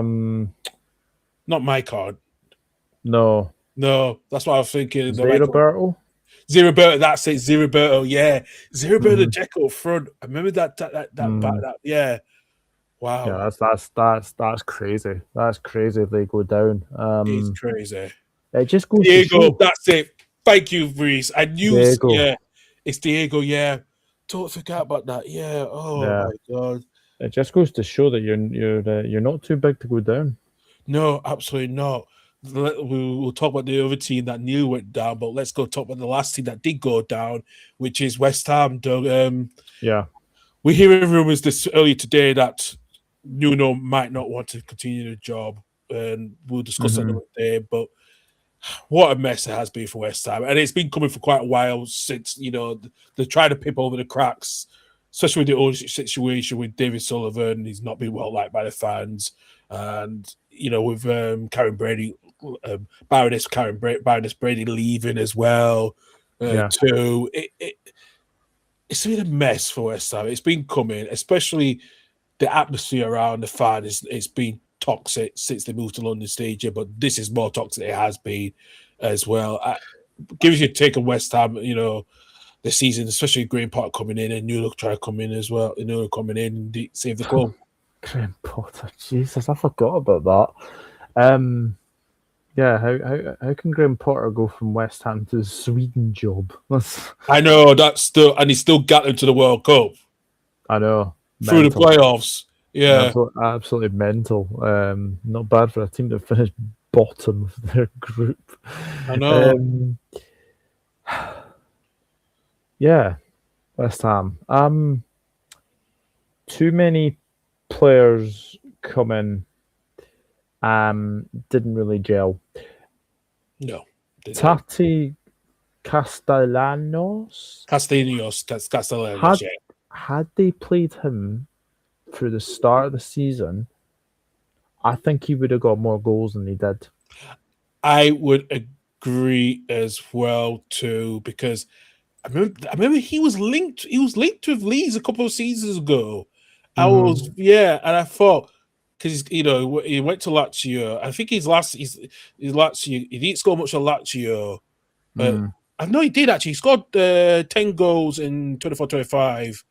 And do you know what, James? You hit the nail on the head. This is what me, Doug, and Stefan was saying on today in our group chat. We think that Scott Parker thing is just I honestly think he is as West Ham as they come for me. Yeah. I will say this now though. Jared Bowen is not going anywhere. I can't see him leaving now. I think at his age and what West Ham wants, I just don't think they will lower it. Yeah. Yeah, I think Jared Bowen is going to stay there. The worst thing about it is they've got players to come back. Now, James Ward-Prowse is coming back. Yep. And also Nicholas Füllkrug. Yeah. Oh my God. Even Edison is coming back as well. Edison Alvarez as well. Maxwell Cornet. Yeah. And I just look at that squad like, who would stay on in that team? I think Hermansen will stay on. Areola will leave. I can see El Hadji Magic Doof go in. I really do. I can see Matheus Fernandes. He's going to be a big one. Matheus Fernandes, I think he's almost certain. I think to be going to Manchester United. Yeah, I agree with that as well. Great player.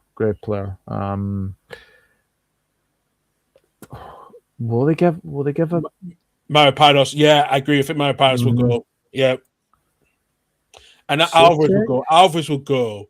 Edison Alvarez will go as well. Yeah. Souček maybe stay on.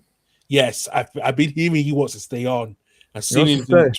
Yeah, I think that the way he said on his social media, he feels like he wants to stay on. So I think he's staying.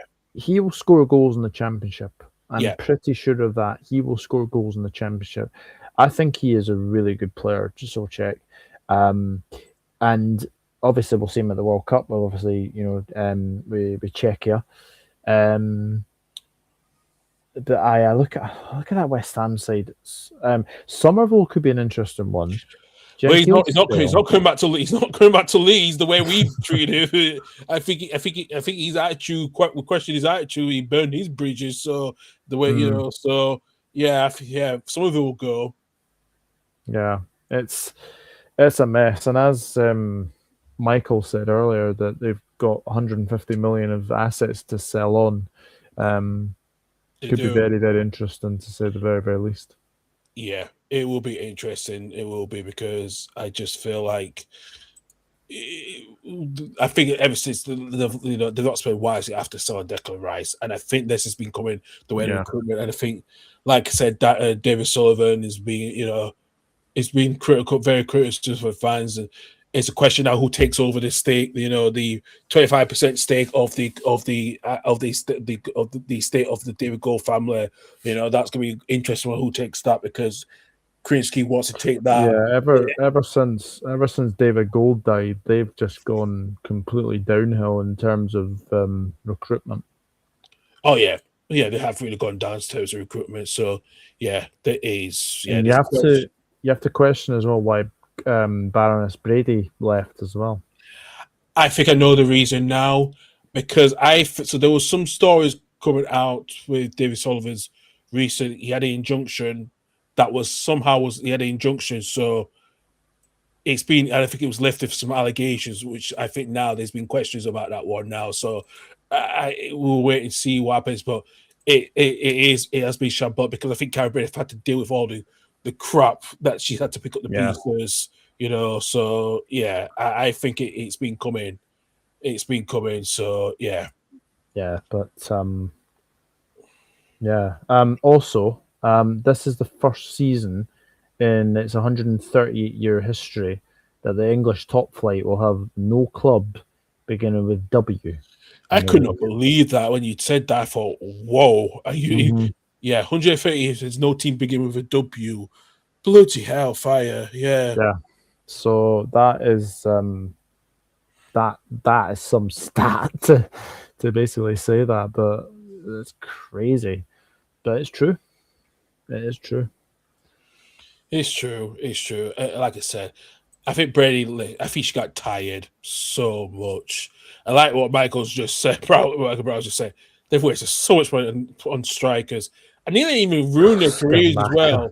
Sorry, because at least he redeemed himself at Atalanta because he's been better for them. But Hallier leaving to go to Ajax, and my God, like that's gonna be fire. That's gonna be fireball.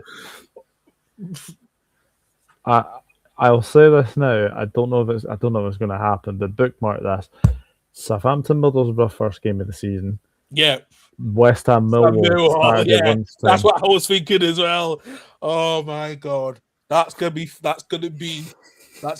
every single police force in the UK have to come and manage that game because that one's gonna be fire. There's gonna be some destruction. There's gonna be chaos. Reese.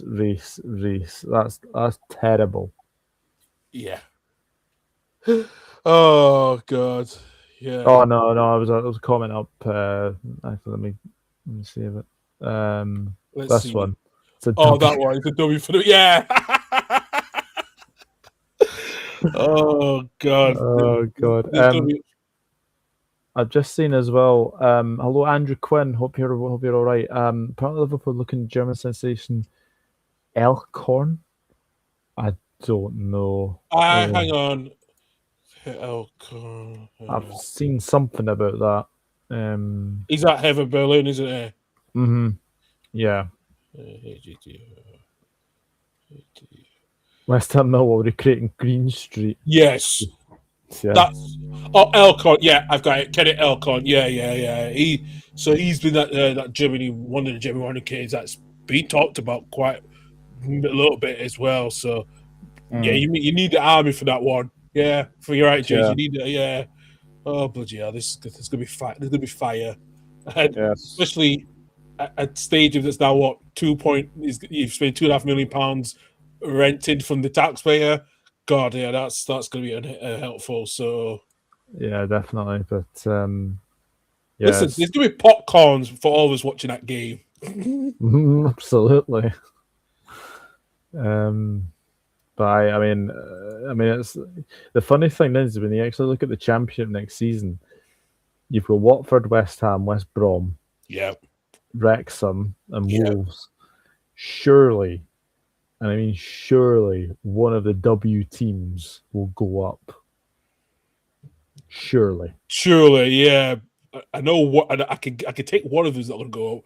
Watford, that ain't going to happen. No, absolutely not. Wrexham on the fence if they spend a bit more money, if they spend some more money again. So yeah, it'll be very, very interesting to see what will happen. Like I said to West Ham, enjoy either Tuesday, Wednesday, or Saturday. Or Saturday is going to Lincoln because you're going to need it. Yeah. Who would have thought that? I mean, Reese. Oh no. Oh no. What are the teams that begin with L? Lincoln. Lincoln. Oh god, I'm going to get this up now because this is actually. Oh my god! Hang on a second. Right, championship. Oh God. Has Reese turned into me with all these dad jokes? No, not really. I think he's way above you ever since. It's more of an ADHD type jokes now. So that's all I can say with that one.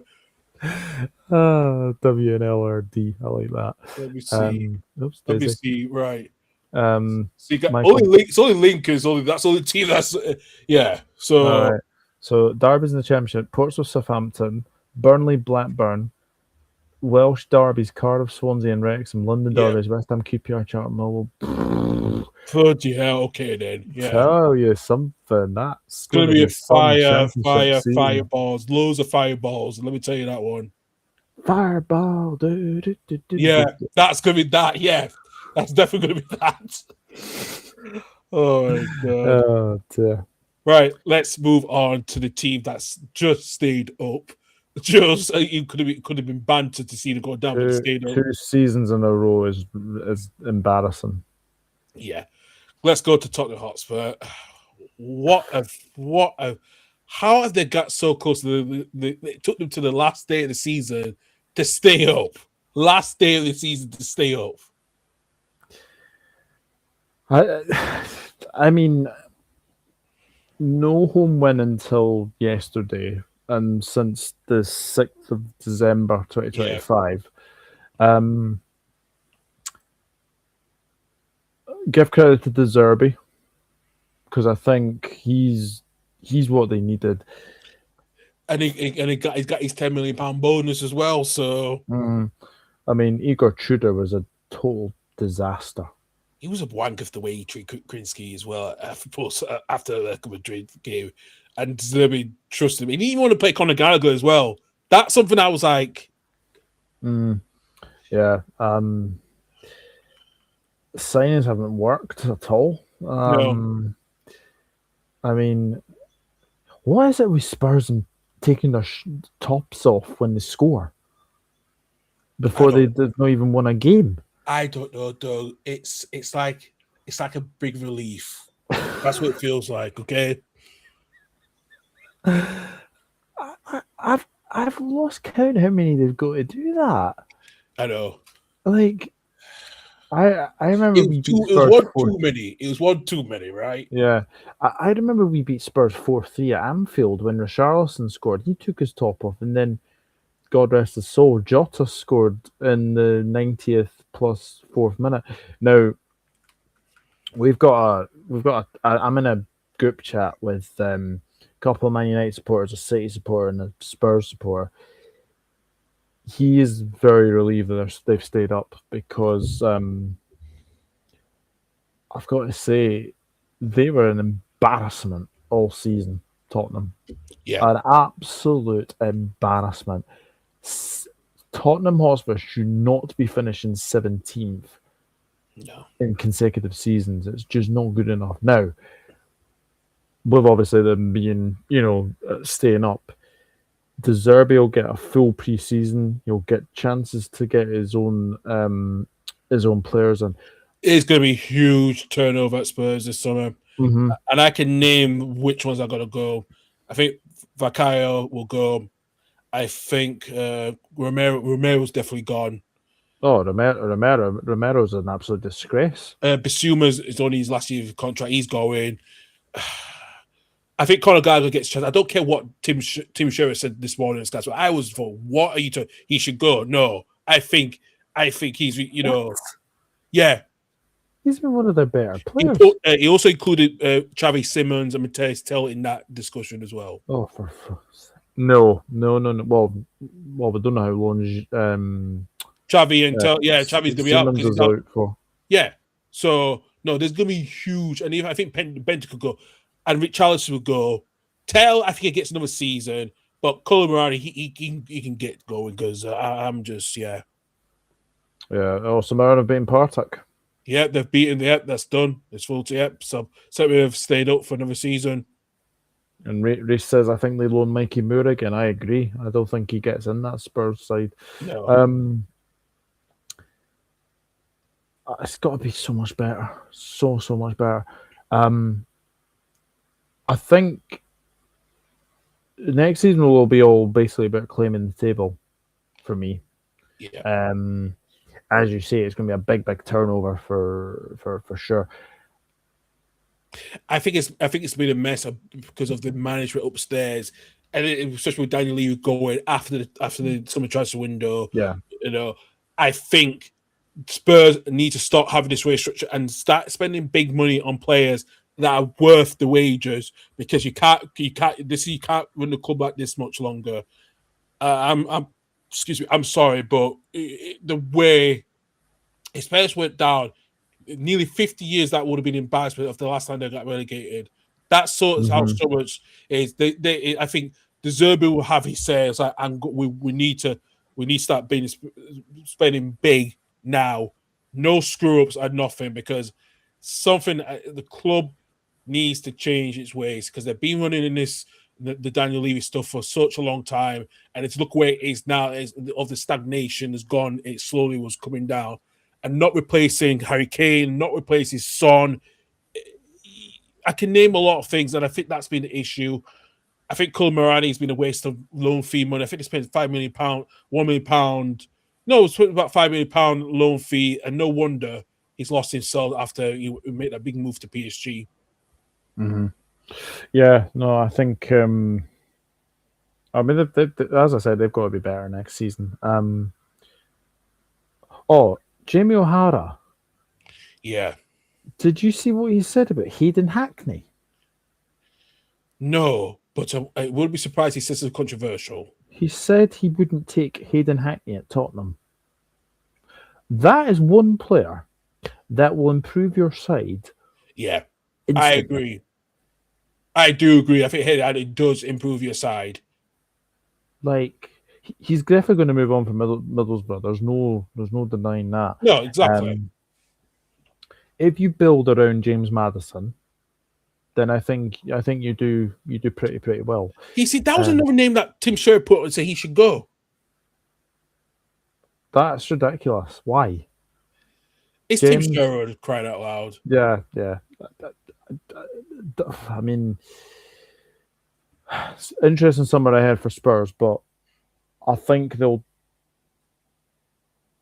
they have to improve next season. Thank you, Reece. 100% agree. 100% agree. Yeah, embarrassing. Finishing 17th is embarrassing, and I think the celebrations yesterday were even worse. What the fuck was Vicario doing? I don't know. Don't worry, Vicario knows that if I hug De Zerbi, he'll let me stay for another season just to get me through. But Vicario has been a waste of space. He definitely will. He's going back to Italy this summer. So I will say though, Kinski, he is certainly made up for what happened in Madrid. I can't. The way he got through just gave him a cold shoulder. That was shocking management. Especially to a manager that's never managed England. You brought him in, what was he going to do? Mm-hmm. Yeah. That was one of a number of decisions that was dreadful. And also dropping Conor Gallagher when he joined. He didn't favour Gallagher. It was baffling. Oh, yeah, Igor Tudor was never going to work out. So the fact that obviously De Zerbi's kept them up is very, very good. He'll go away. He'll go regroup. And I think Spurs will be better under De Zerbi next season, and they have to be better. Yeah, it was a big gamble Spurs had to do to get De Zerbi, to try to change his mind, because he said he was going to wait till the end of the season, but coming in. Still haven't forgiven of obviously, defending Mr. Mason Greenwood. Yeah, I know. But, he's got to prove. If he better not bring Mason Greenwood in the summer, because if he considers Jesus Christ, that's going to be a lot of backlash. I think me and Mr. Russell would have words to say about that. So will I, Mm. because I know Mason's family still live in Bradford, and they're not too far from my hometown. Oh, So do they? Right. no. Oh God. Interesting. Yeah, it's very interesting as well. All right, just checking the Paderborn Wolfsburg score. That 2-1. game must be done. 120th minute. Bloody hell! This is going to penalties, isn't it? No. Because what's the score in aggregate? It's 2-1 to Paderborn on aggregate. It was 0-0. Bloody hell! So Wolfsburg could go down. My God, they're not going to get nothing out now. This game. Nope. No, absolutely not. Right, move on to 16th place. Nottingham Forest. Nottingham Forest were the first team ever in the Premier League to have 4 different managers. Yeah. Where do we start? I don't even know. I don't want to know. I mean, Nuno lasted how long? 3 games? 3 games, yeah. And was Sanj was 8 games? 8, yeah. Including a defeat to Swansea. Then it was Deitch. Yeah. He didn't last too long. And then he went after lose. I think it was after the Everton game, after Everton Nottingham Forest game, yeah. Mm-hmm. So and still made the Europa League semi-final.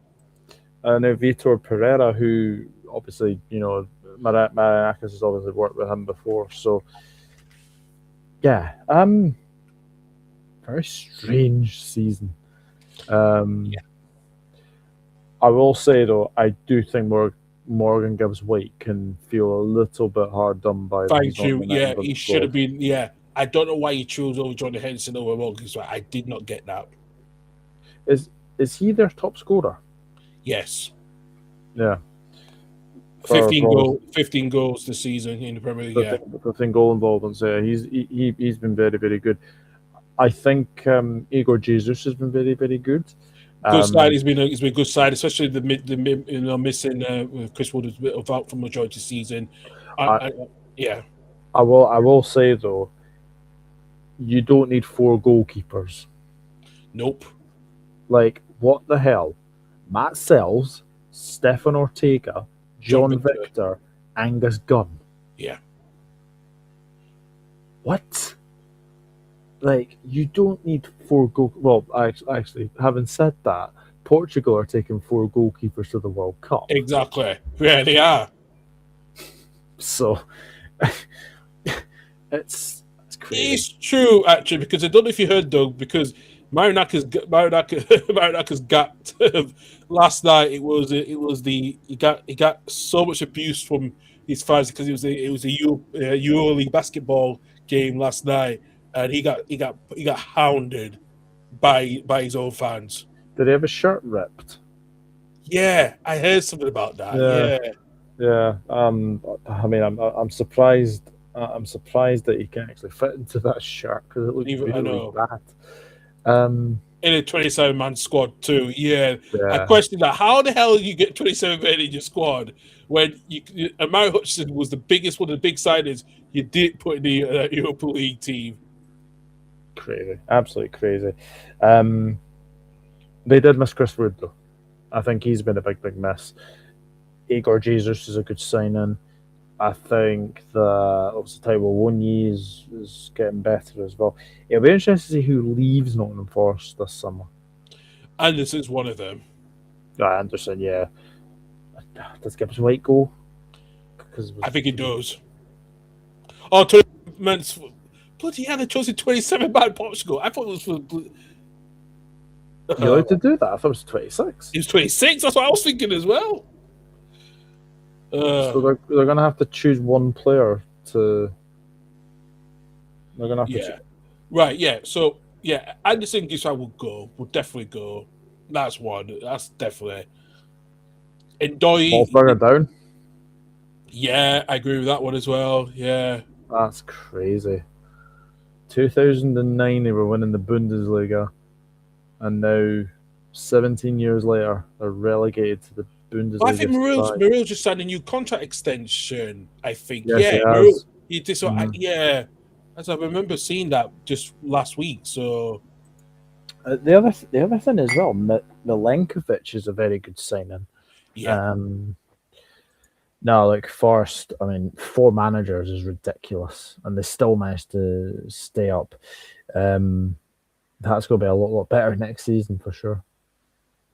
oh yeah, it's got to be. They have to do a lot better. They have to do a lot better next season. They do actually. So right, let's go to the other team, Doug. And actually, this is my bus stop. So right, let's go to Leeds. Actually, no, Crystal Palace actually first before Leeds. Actually, before we get on to Palace now. They didn't actually get their 14th, 13th, or 12th place finish this season. That's mental. I know. Let's go to Crystal Palace, Doug. Despite everything that's happened, Oliver Glasner's leaving after this week coming up. Mm-hmm. It's just been a huge mess, especially at the start of the season for Palace, where they got disqualified from the Europa League after the ownership issue. They got decided to go down to the Conference League. They lose two of the key players, such as Eze and Gray. And it's been a bit of a disappointing season for Palace, despite they've done well in the European stages.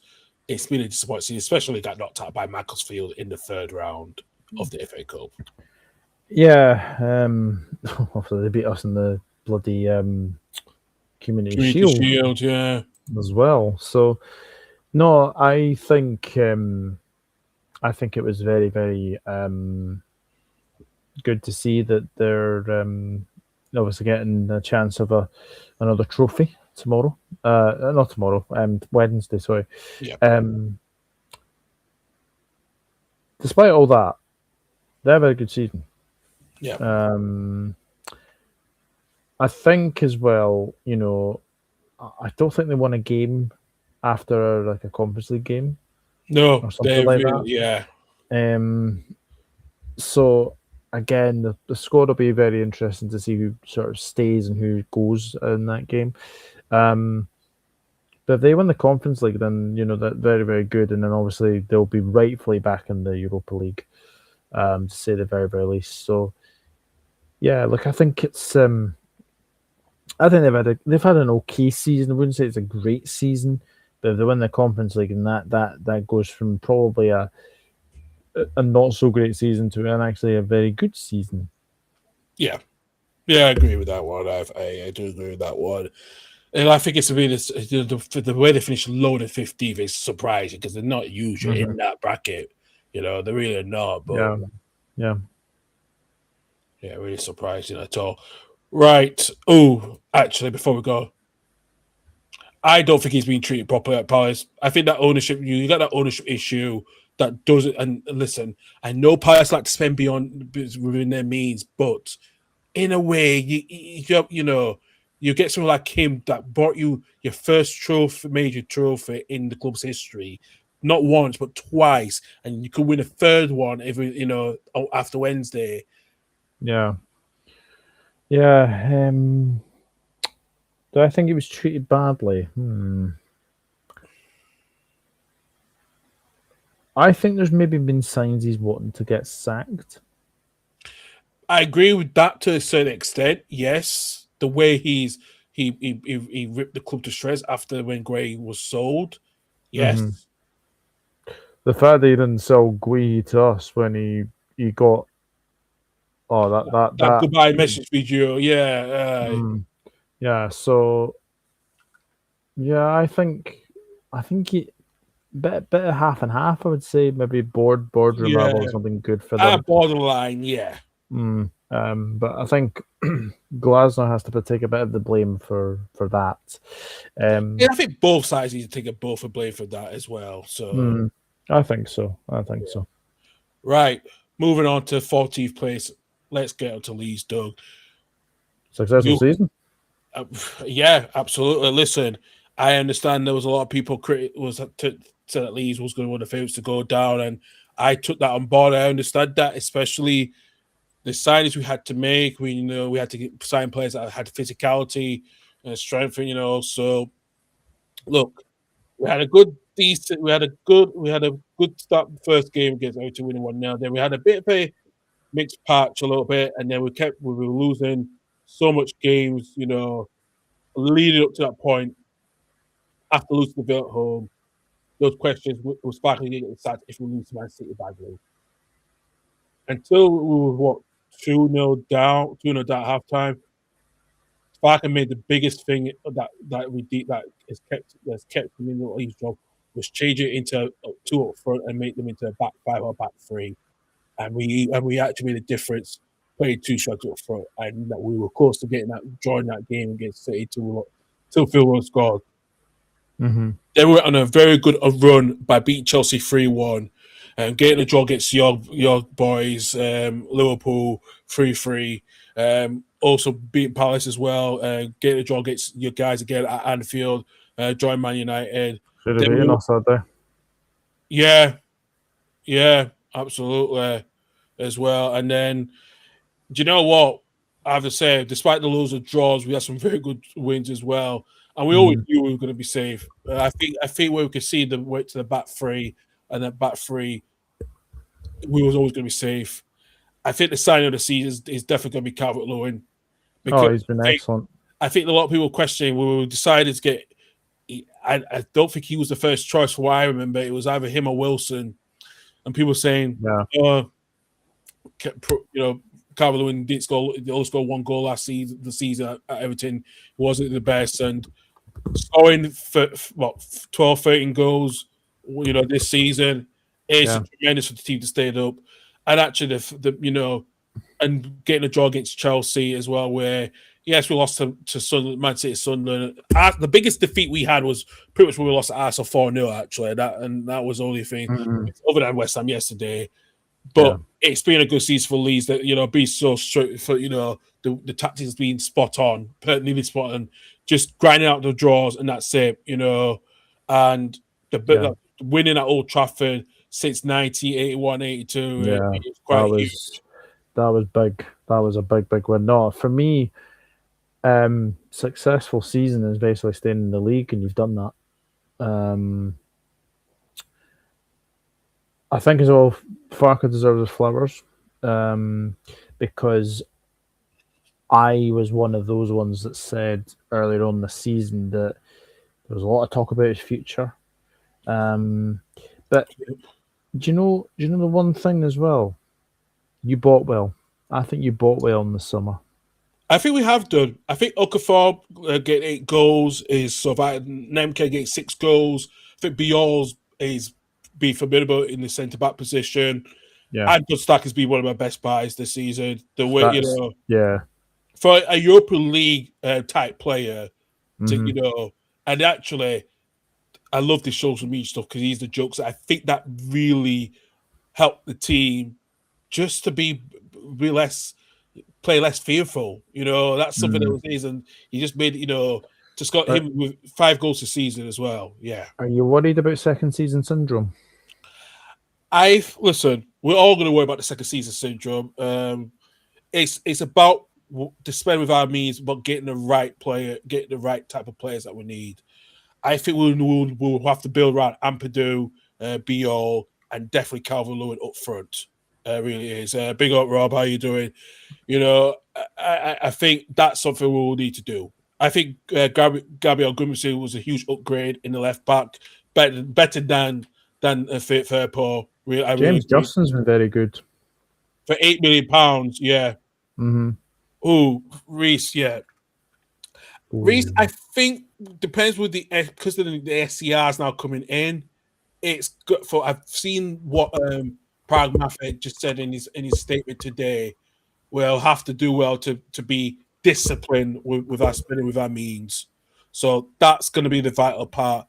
If we can, like I said, we know some of the players on loan. Who do you see going then? Jack Harris is one. Yeah, Jack Harris is one. I think Meslier is already going to go. We already know what's happening.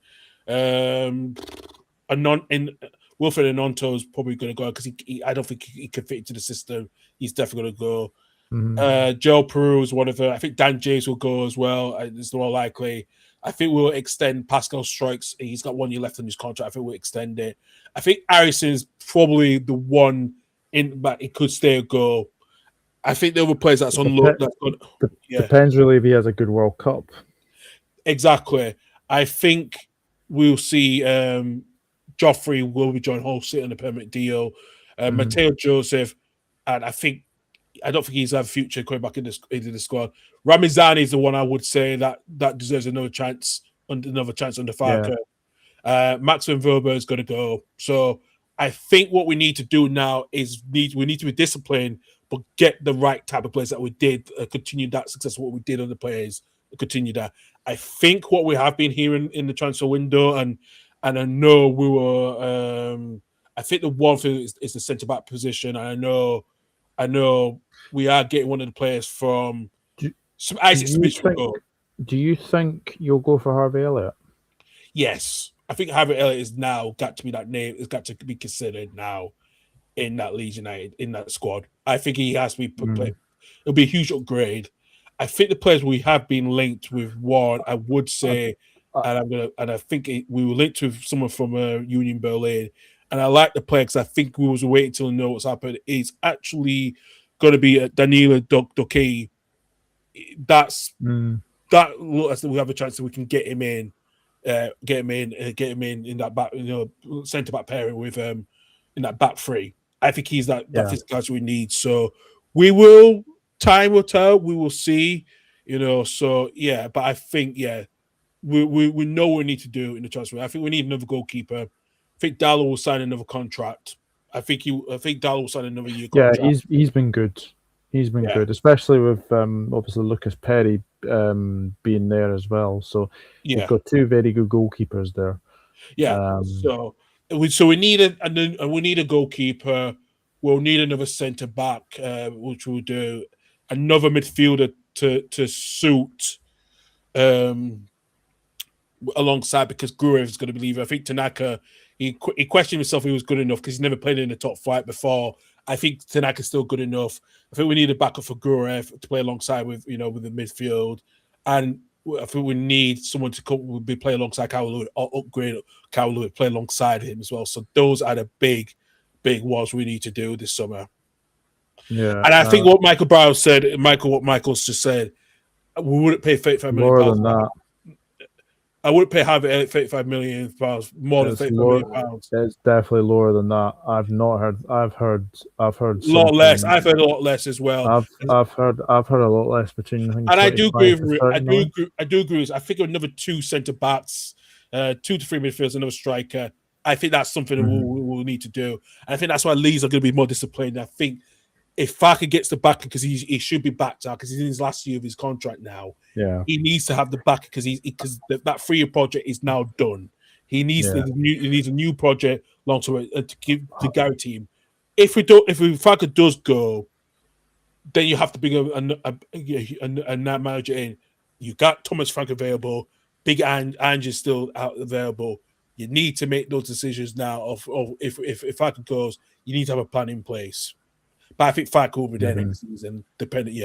Yeah, I think Farker will be there next season. And yeah, just to obviously say on Michael's comment, I've heard it's a lot less. Harvey Elliott clearly wants to go, and I don't think we're going to stand in his way. So I would not be surprised if it's the 20-25 million mark. And I think Leeds will pay in that ballpark a little bit around that figure. Yeah, so I think Harvey Elliott's going to go. So yeah, for me, I think anything between 20 to 25 million gets him.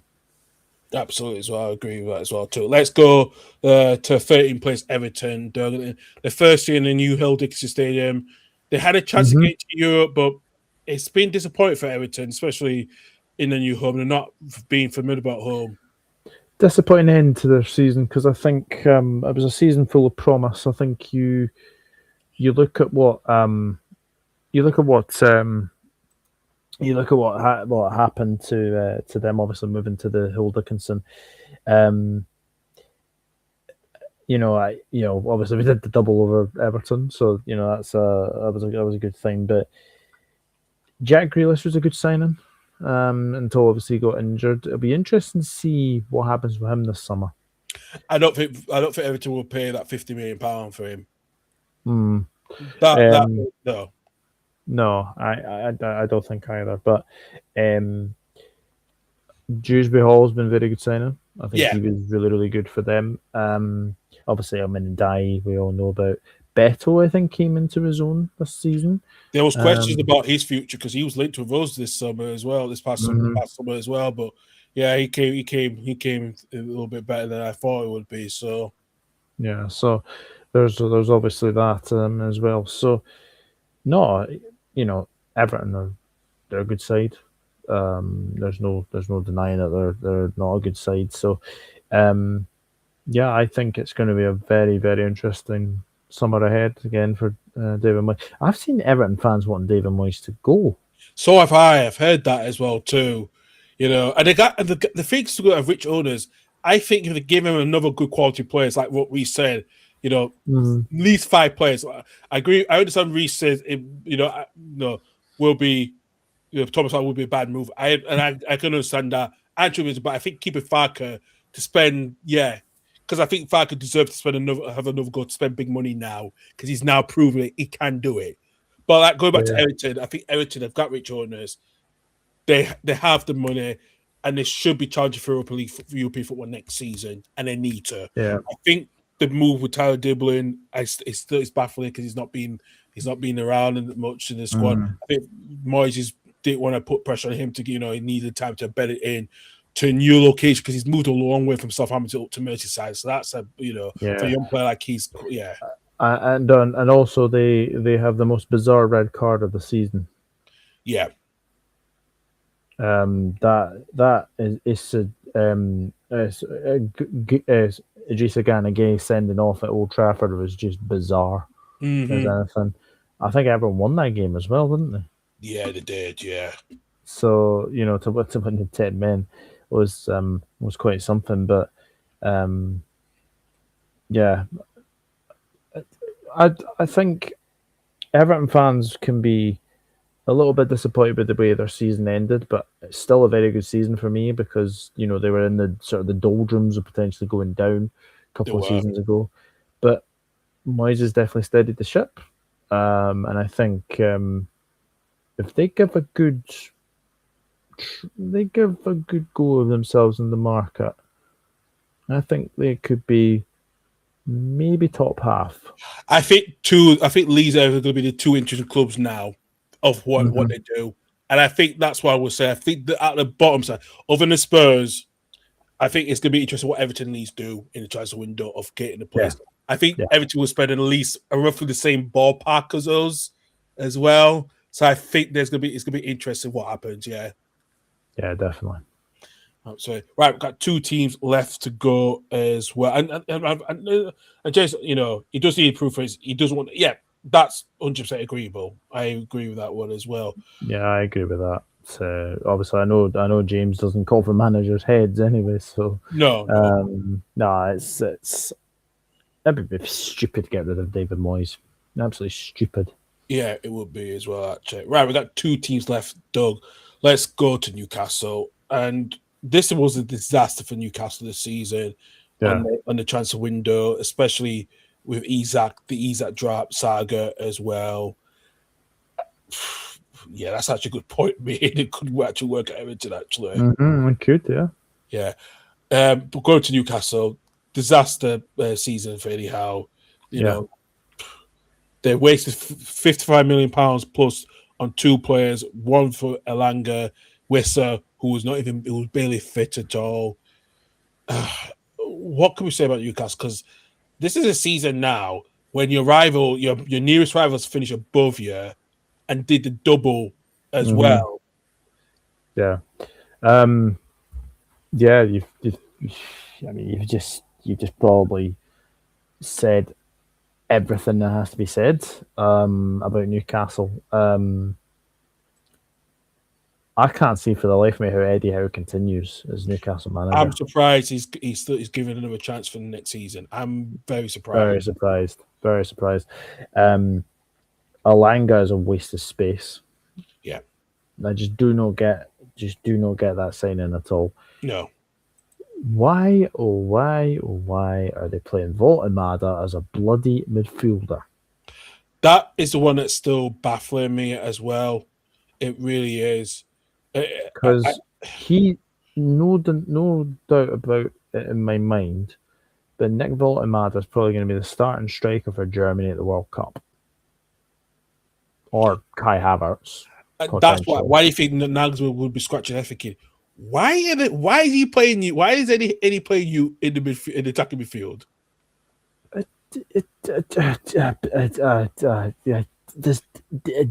Yeah.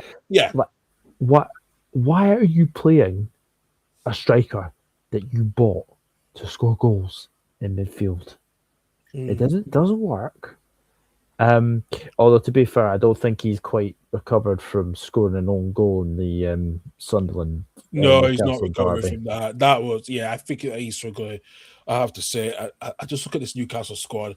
They need improvements with the goalkeeper situation. Ramsdale's the goalkeeper situation is ridiculous. Yeah, Ramsdale's not the right answer, but that 72, that was the worst week ever for that, Michael. You're right. It was for him, especially losing to Barcelona.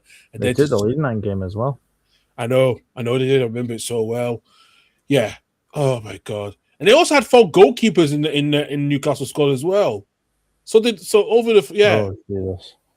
So Pope, Ramsdale, Ruddy, Vlachodimos. No, Vlachodimos went on loan. It was John Ruddy and Matt Gillespie. Oh God, Mark Gillespie. I remember Motherwell. Jeez. Yeah. I mean, look. Let's be honest. I think.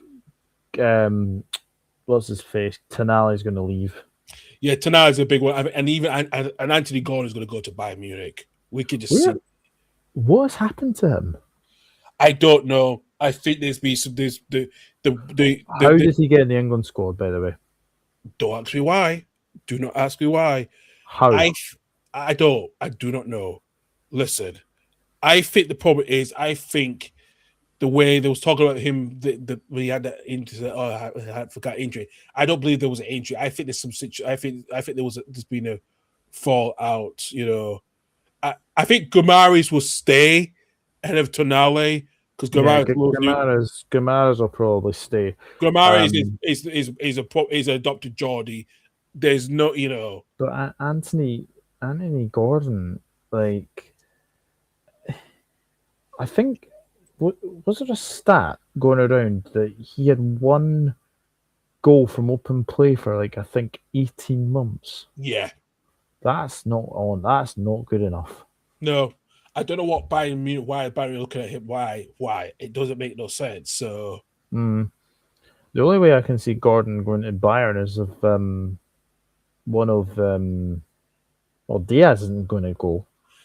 Well, Reese, I don't think Conte will get the Milan job because he linked with the Italian national team, because that's what I've been hearing the last couple. I've heard about Conte to the Italian national team. Yeah, I feel like that deal will be virtually done at some point after the World Cup, because I just don't think Conte will go to, because Milan have been linked with Areola, and I can't see him going to AC Milan. I just don't see it happening. I think if Liverpool get rid of Slot this week, I think they will push to get Areola in. Can I just say as well, how the bloody hell is Lewis Hall not in the England squad? He's been the best left back in the country, and I'm surprised he's now. I really don't get that one. I'd probably say Nico O'Reilly's probably pipped him. Yeah, but outside of Nico O'Reilly, I would say that Lewis Hall's been very, very good. Also, Cher, I think there's talk of him going to have a new deal. So he will stay for the I think number 2 seasons on the reduced terms. But he's definitely He's definitely going to be there. He's definitely Yeah. So yeah, I would say that as well. But shocking season, absolutely shocking season from basically what Champions League now to 12th place is a real low for the blow Jordans. and embarrassed by the Malcolms down the road. That's something that you should not. You should take very offense. It's like what Michael was saying to me the other day. He can, it's the arrogance of the Newcastle fans that go over the Saudi, and I think that's what's paid them off. That's what's cost them so much. Well, as well as that, the Saudis are wanting to sell their estate to get help for the stadium. Mm-hmm. Yeah. They obviously they've stopped funding for that LIV. For Live Golf. So stop funding for Live Golf altogether from after the end of the season. They said Newcastle's been a good investment because because it's been where they've been consistent getting to that top 5. So they're fine with that. So Newcastle will still be invested, but they were not going to fully 100% invest in a new stage. I would say expansion. I think they're going to get some minority to sell them shares to the minority stakeholders to try to get some private investors to fund the new stadium. So yeah, and some of the signs haven't worked. Alanga's been a total waste of space. This has not worked at all. Good to see William Asula getting his chance and taking it. Yeah. Oh, yeah, I agree with that one. So yeah, I think look, Sean on making the squad is absolutely brilliant. Yeah, it's quite funny. Aye, absolutely as well. Right, though, we'll get to the last team now, and let's finish off with Fulham. Yeah. What do you think of it? Do you see Michael Silva being there this summer? No. He's gone. Benfica. It's between him and Amorim, from what I've been hearing. Yeah, I've seen that. Look, Marco Silva's done a very good job at Fulham, but not been backed enough. Not been backed enough. I think he's going to go, which is a shame, really, because Fulham's end to the season was just a bit like Everton, was very, very poor. Yeah. Obviously, winning against Newcastle was very, very good for them, but a bit of a letdown because they were on for some sort of European football, but it just didn't happen in the end. Yeah, I know. Yeah, absolutely. They were looking to have a good season, and I think after they went into Serif, they've just drifted away since that match day 23. They've drifted away quite considerably, and I think Reece is probably right. Probably everyone will get it. Yeah, he has been linked. I have seen his name being linked with Palace. I have seen something about that. I really have to. Because the Palace, though, that'd be a bit of a step down, wouldn't it? But if they win the Conference League on Wednesday, they have European football, which he wants. Yeah. So strange one though, to go from Fulham to Palace. I suppose we'll obviously find out later on this week if he does stay, because I think there's meant to be an announcement coming out about his future. So we'll say though, Harry Wilson's been very good for Fulham this season. Yeah, and it's a shame that they're not. We could have got him last summer. But it's one thing I would say is it wouldn't be surprised he's been literally removed to Everton, because he's been talks about that for a while with Harry Wilson. I think him or either he goes abroad to Italy. Yeah. No, Harry Wilson's a very, very good player. I think he won the goal of the season competition on Match of the Day. As well, against Crystal Palace, which was a fantastic goal, by the way. Fulham's recruitment was okay, I would say. I think getting Oscar Bob was a good move, and getting Kevin in as Mhm. well. I think that was the only two big high moves. Kevin. Yeah, Kevin. Hi, I know. Rest in peace, Catherine O'Hara as well. Oh no, yeah, that was very very Well, sad when she passed away. it's gonna be weird watching a movie while she's not alive this year as well, because that's gonna be interesting. So, And same with what's his face, John Howard as well. oh yeah, that's true. Yeah, bloody hell. But yeah, I think Fulham's, like I said, is the most stable. Is the most stable club with James Lloyd. So who comes in? That's a question. That is a question. Who comes in? Yeah, I don't know. I don't know who they could probably get. I mean, obviously we are talking obviously about really big relegations. What about what about the guy at Girona maybe? Yeah, that's a good question because they got relegated. So They got relegated, yeah. who's the? Is it Michelle? Yes, Michelle. Yeah, Michelle could be a good shout with that one. I'm just seeing who else is available as well, just to see here. Thomas Frank going across boundaries is not a bad is a bad idea. So That's about Well, Fulham are that will Brentford's biggest rivals, aren't that will backlash. Trust me, it will backlash. Let me see. Ange? Yeah, I think Ange could consider that. Yeah, Ange as well. Probably another shout is one. It's Edin Terzic as well. Mm-hmm. Will be a good shout. I think that's only Nancy? Nancy. Oh, not a chance in hell with that one. If you still at Celtic, we would have bloody won the title on last Saturday. The Saturday before, I'm sorry. It just came to my head. I know it did. I know it come to your head. I knew it would do. So the only I think that's the only manager. The one I could say is the former Moroccan manager, Regani, despite what the controversy happened with Morocco.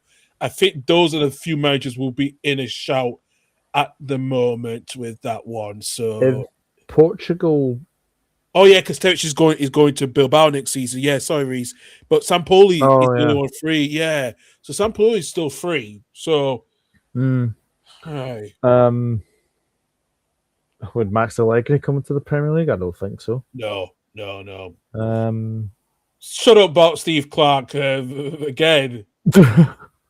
Steve Clark's extension signing extension with you lot. You Titan Army again.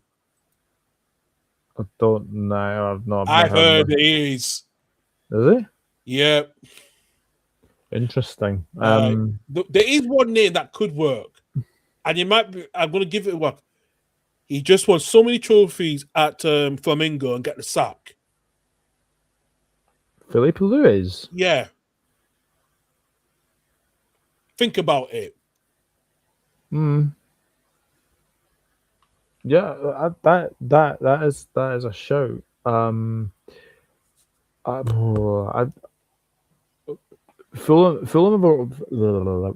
are a really well, collaborated Premier League club now. They're well situated. They're never in any danger of going down. So, could be an interesting summer to see who will take over at Fulham. But what about if Portugal have a poor World Cup, Martinez? That's not a bad shout as well. Actually, that's not a bad shout. Yeah. Or actually. Well, here's the thing. It might go to Atletico Madrid, but Ancelotti is signing that contract extension with Brazil. But I think Felipe Luis could make sense with the Atletico job. Depends, yeah. I'm just trying to think who else is available. Fulham be an interesting one to look ahead to. I think there's meant to be an announcement. Nuno going from West Ham to Fulham, could be interesting, yeah. Why not? Why not? Indeed. I'll say this now. Nuno will not be out of a job for too much longer if he does leave West Ham. No, that's a good point, actually. That is a good point. And he's Portuguese as well. Yeah, that is a good shout, actually, Doug. That is really a good shout. What if Jesse or Just last year, Igor both Saudi, if they both leave Saudi, that's a good point. That's another good point. Is that Simone Inzaghi? Yeah. Aye. That's a good point. There's a couple of good shouts there. Yeah. I'm just going to say I think if Nuno leaves West Ham, he goes to Fulham. Yeah, I think that will be the only favourite with that one. Yeah, I agree with that one.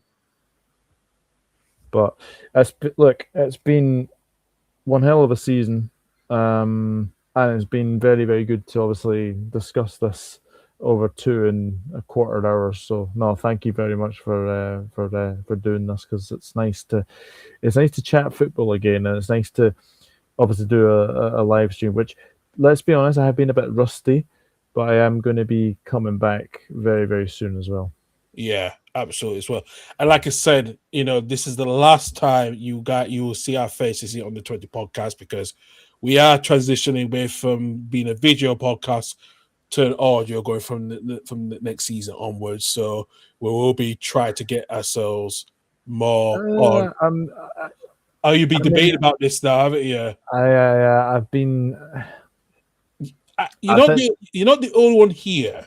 I've been thinking the same thing as well too. I think the fact that we've done this live tonight is making me think that maybe we need to reconsider. I think we do, because I still join our recordings regardless. I do as well. I still enjoy it. I just think I have a feeling that we'll still be. I think we'll be back in the video format as well as audio format. I just don't see it. I just don't see us going on. Obviously, we can record and basically, put it to audio. We can do that as well. That's true. I want to get back. I need to get my channel's podcast sorted out, because I'm having a deep clean. Yeah,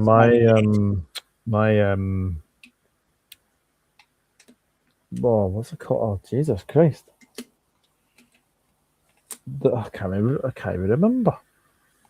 Because last time the Totally Premier League podcast, that was it. Yeah, gone from Spotify creators, so I need to do. That's a good point. We do one live and do one record and mix it up. That would be very good. I think we should do that, actually. I think we should mix up, do a live and one record, because the other thing is we've got Stefan as part alongside us as well. We've got Reese, we've got a few others as well. So we could do a mix of one live, one recording. Yeah, I think that could work. Yeah, I think it could work. Absolutely. But obviously you need to sort of come up with a date that we can properly, both properly do it. But we'll go away. We'll have a wee discussion, and we'll come back. We will do that, because we got a long summer ahead of us as well. But like I said, thank you for everyone for tuning in. I really appreciate that. Doug, all season as well, and not just tonight, but all season as well too. I really appreciate that, and as well, 100%. And like I said, it's in the last show of the season, so the show will be on a break until when the first season of Premier League starts back in late, around the 22nd of August, after the 27th of August. So yeah, that's gonna be quite a while. We can maybe do a special show looking at the fixtures. Oh, we will definitely do that. That will be considered as well. So but like I said, I will be back on this week on a Saturday to do the final weekend of the Saturday show with Reese and Stefan to talk about the Champions League final and do a bit of a season review. And then I'm going to do some content, record content with some of the guys with the season review of all across all the leagues as well this season as well. Discuss how things, with all our predictions and stuff as well too. And Doug, for you, do you want to tell everyone what you'll be doing across the World Cup coming up in a couple of weeks' time? Yeah, I've got a new podcast coming out very soon. I'm just working on a few things, but it's going to be called World Cup Watch, and already underway really. Just to sort of discuss I think what's going to probably happen is we're going to probably do a prediction show at some point. Not going to be live, it'll just be pre-recorded, but I have found a website that can actually do a predictor on there. So yeah, it's with a friend of mine from America, both Liverpool supporters. So it'll be something to sort of get our minds off Liverpool. So yeah, looking forward to that. But yeah, World Cup Watch it's called. And also, you guys may not know, but my logo has changed. I've decided after 5-6 years of having the same logo, I wanted to change, and I actually think that the logo that I've got now really stands out now for the channel as a whole. Absolutely, indeed, as well. For myself, right, so I can tell you what Stefan's doing. Stefan, probably I will be doing, I know Doug won't be doing some of the live watch-ons due to that, but myself and Stefan will probably be in and out doing a bit of live watch-alongs. Not the late-night games, some of the games that is round, the time is manageable. Depends on my real-time work and stuff, so we'll be probably doing some of that during the course of the World Cup as well. Also, next season, as it was going back, we've got Nathan, joining us next Nathaniel. season. I know. Do you know what? Because I have a friend called Nathaniel that I grew up back in Huddersfield, so it's kind of, yeah, so just, it's a long night, Doug. It's really, because I've not done a live for over a week. I haven't done a live show for over a week, so I've been so busy with everything, so. It's understandable. Yeah, but Nathan will be joining us next season as one of our new pundits along the championship review with myself, Stefan, Michael, and Annie. And also, I am also going to bring the Scottish football scene back up as well, doing a bit of the Scottish Premiership and the Championship roundup as well, and also to do some European stuff for content as well with Bundesliga, Serie A, and La Liga with Reese as well too, just to get back to the European stuff. That some of those, majority of those, will be recorded during the week because I want to keep doing my live stream between Saturdays and Sundays, which is probably more favorable for me. So yeah. So we are looking forward to bring some more content as well to get my channel growing as well too. But like I say, thank you to everyone. Hit that subscribe button on my channel on the Totally Your Football podcast, and also if you're new as well to join Doug's channel, go to the Doug Out Football channel as well too to hit that subscribe button as well too. Yeah, absolutely. But we'll see you next season, and Coventry, Hull, and Ipswich. You've got a lot of things to look forward to, especially. Absolutely do as well too. That's all we got time for. Thank you very much to everyone. We'll see you guys back in around about, hopefully getting the fixture announcements and also the first new season in August. So thank you very much, everyone. Take care. Bye-bye. Bye-bye.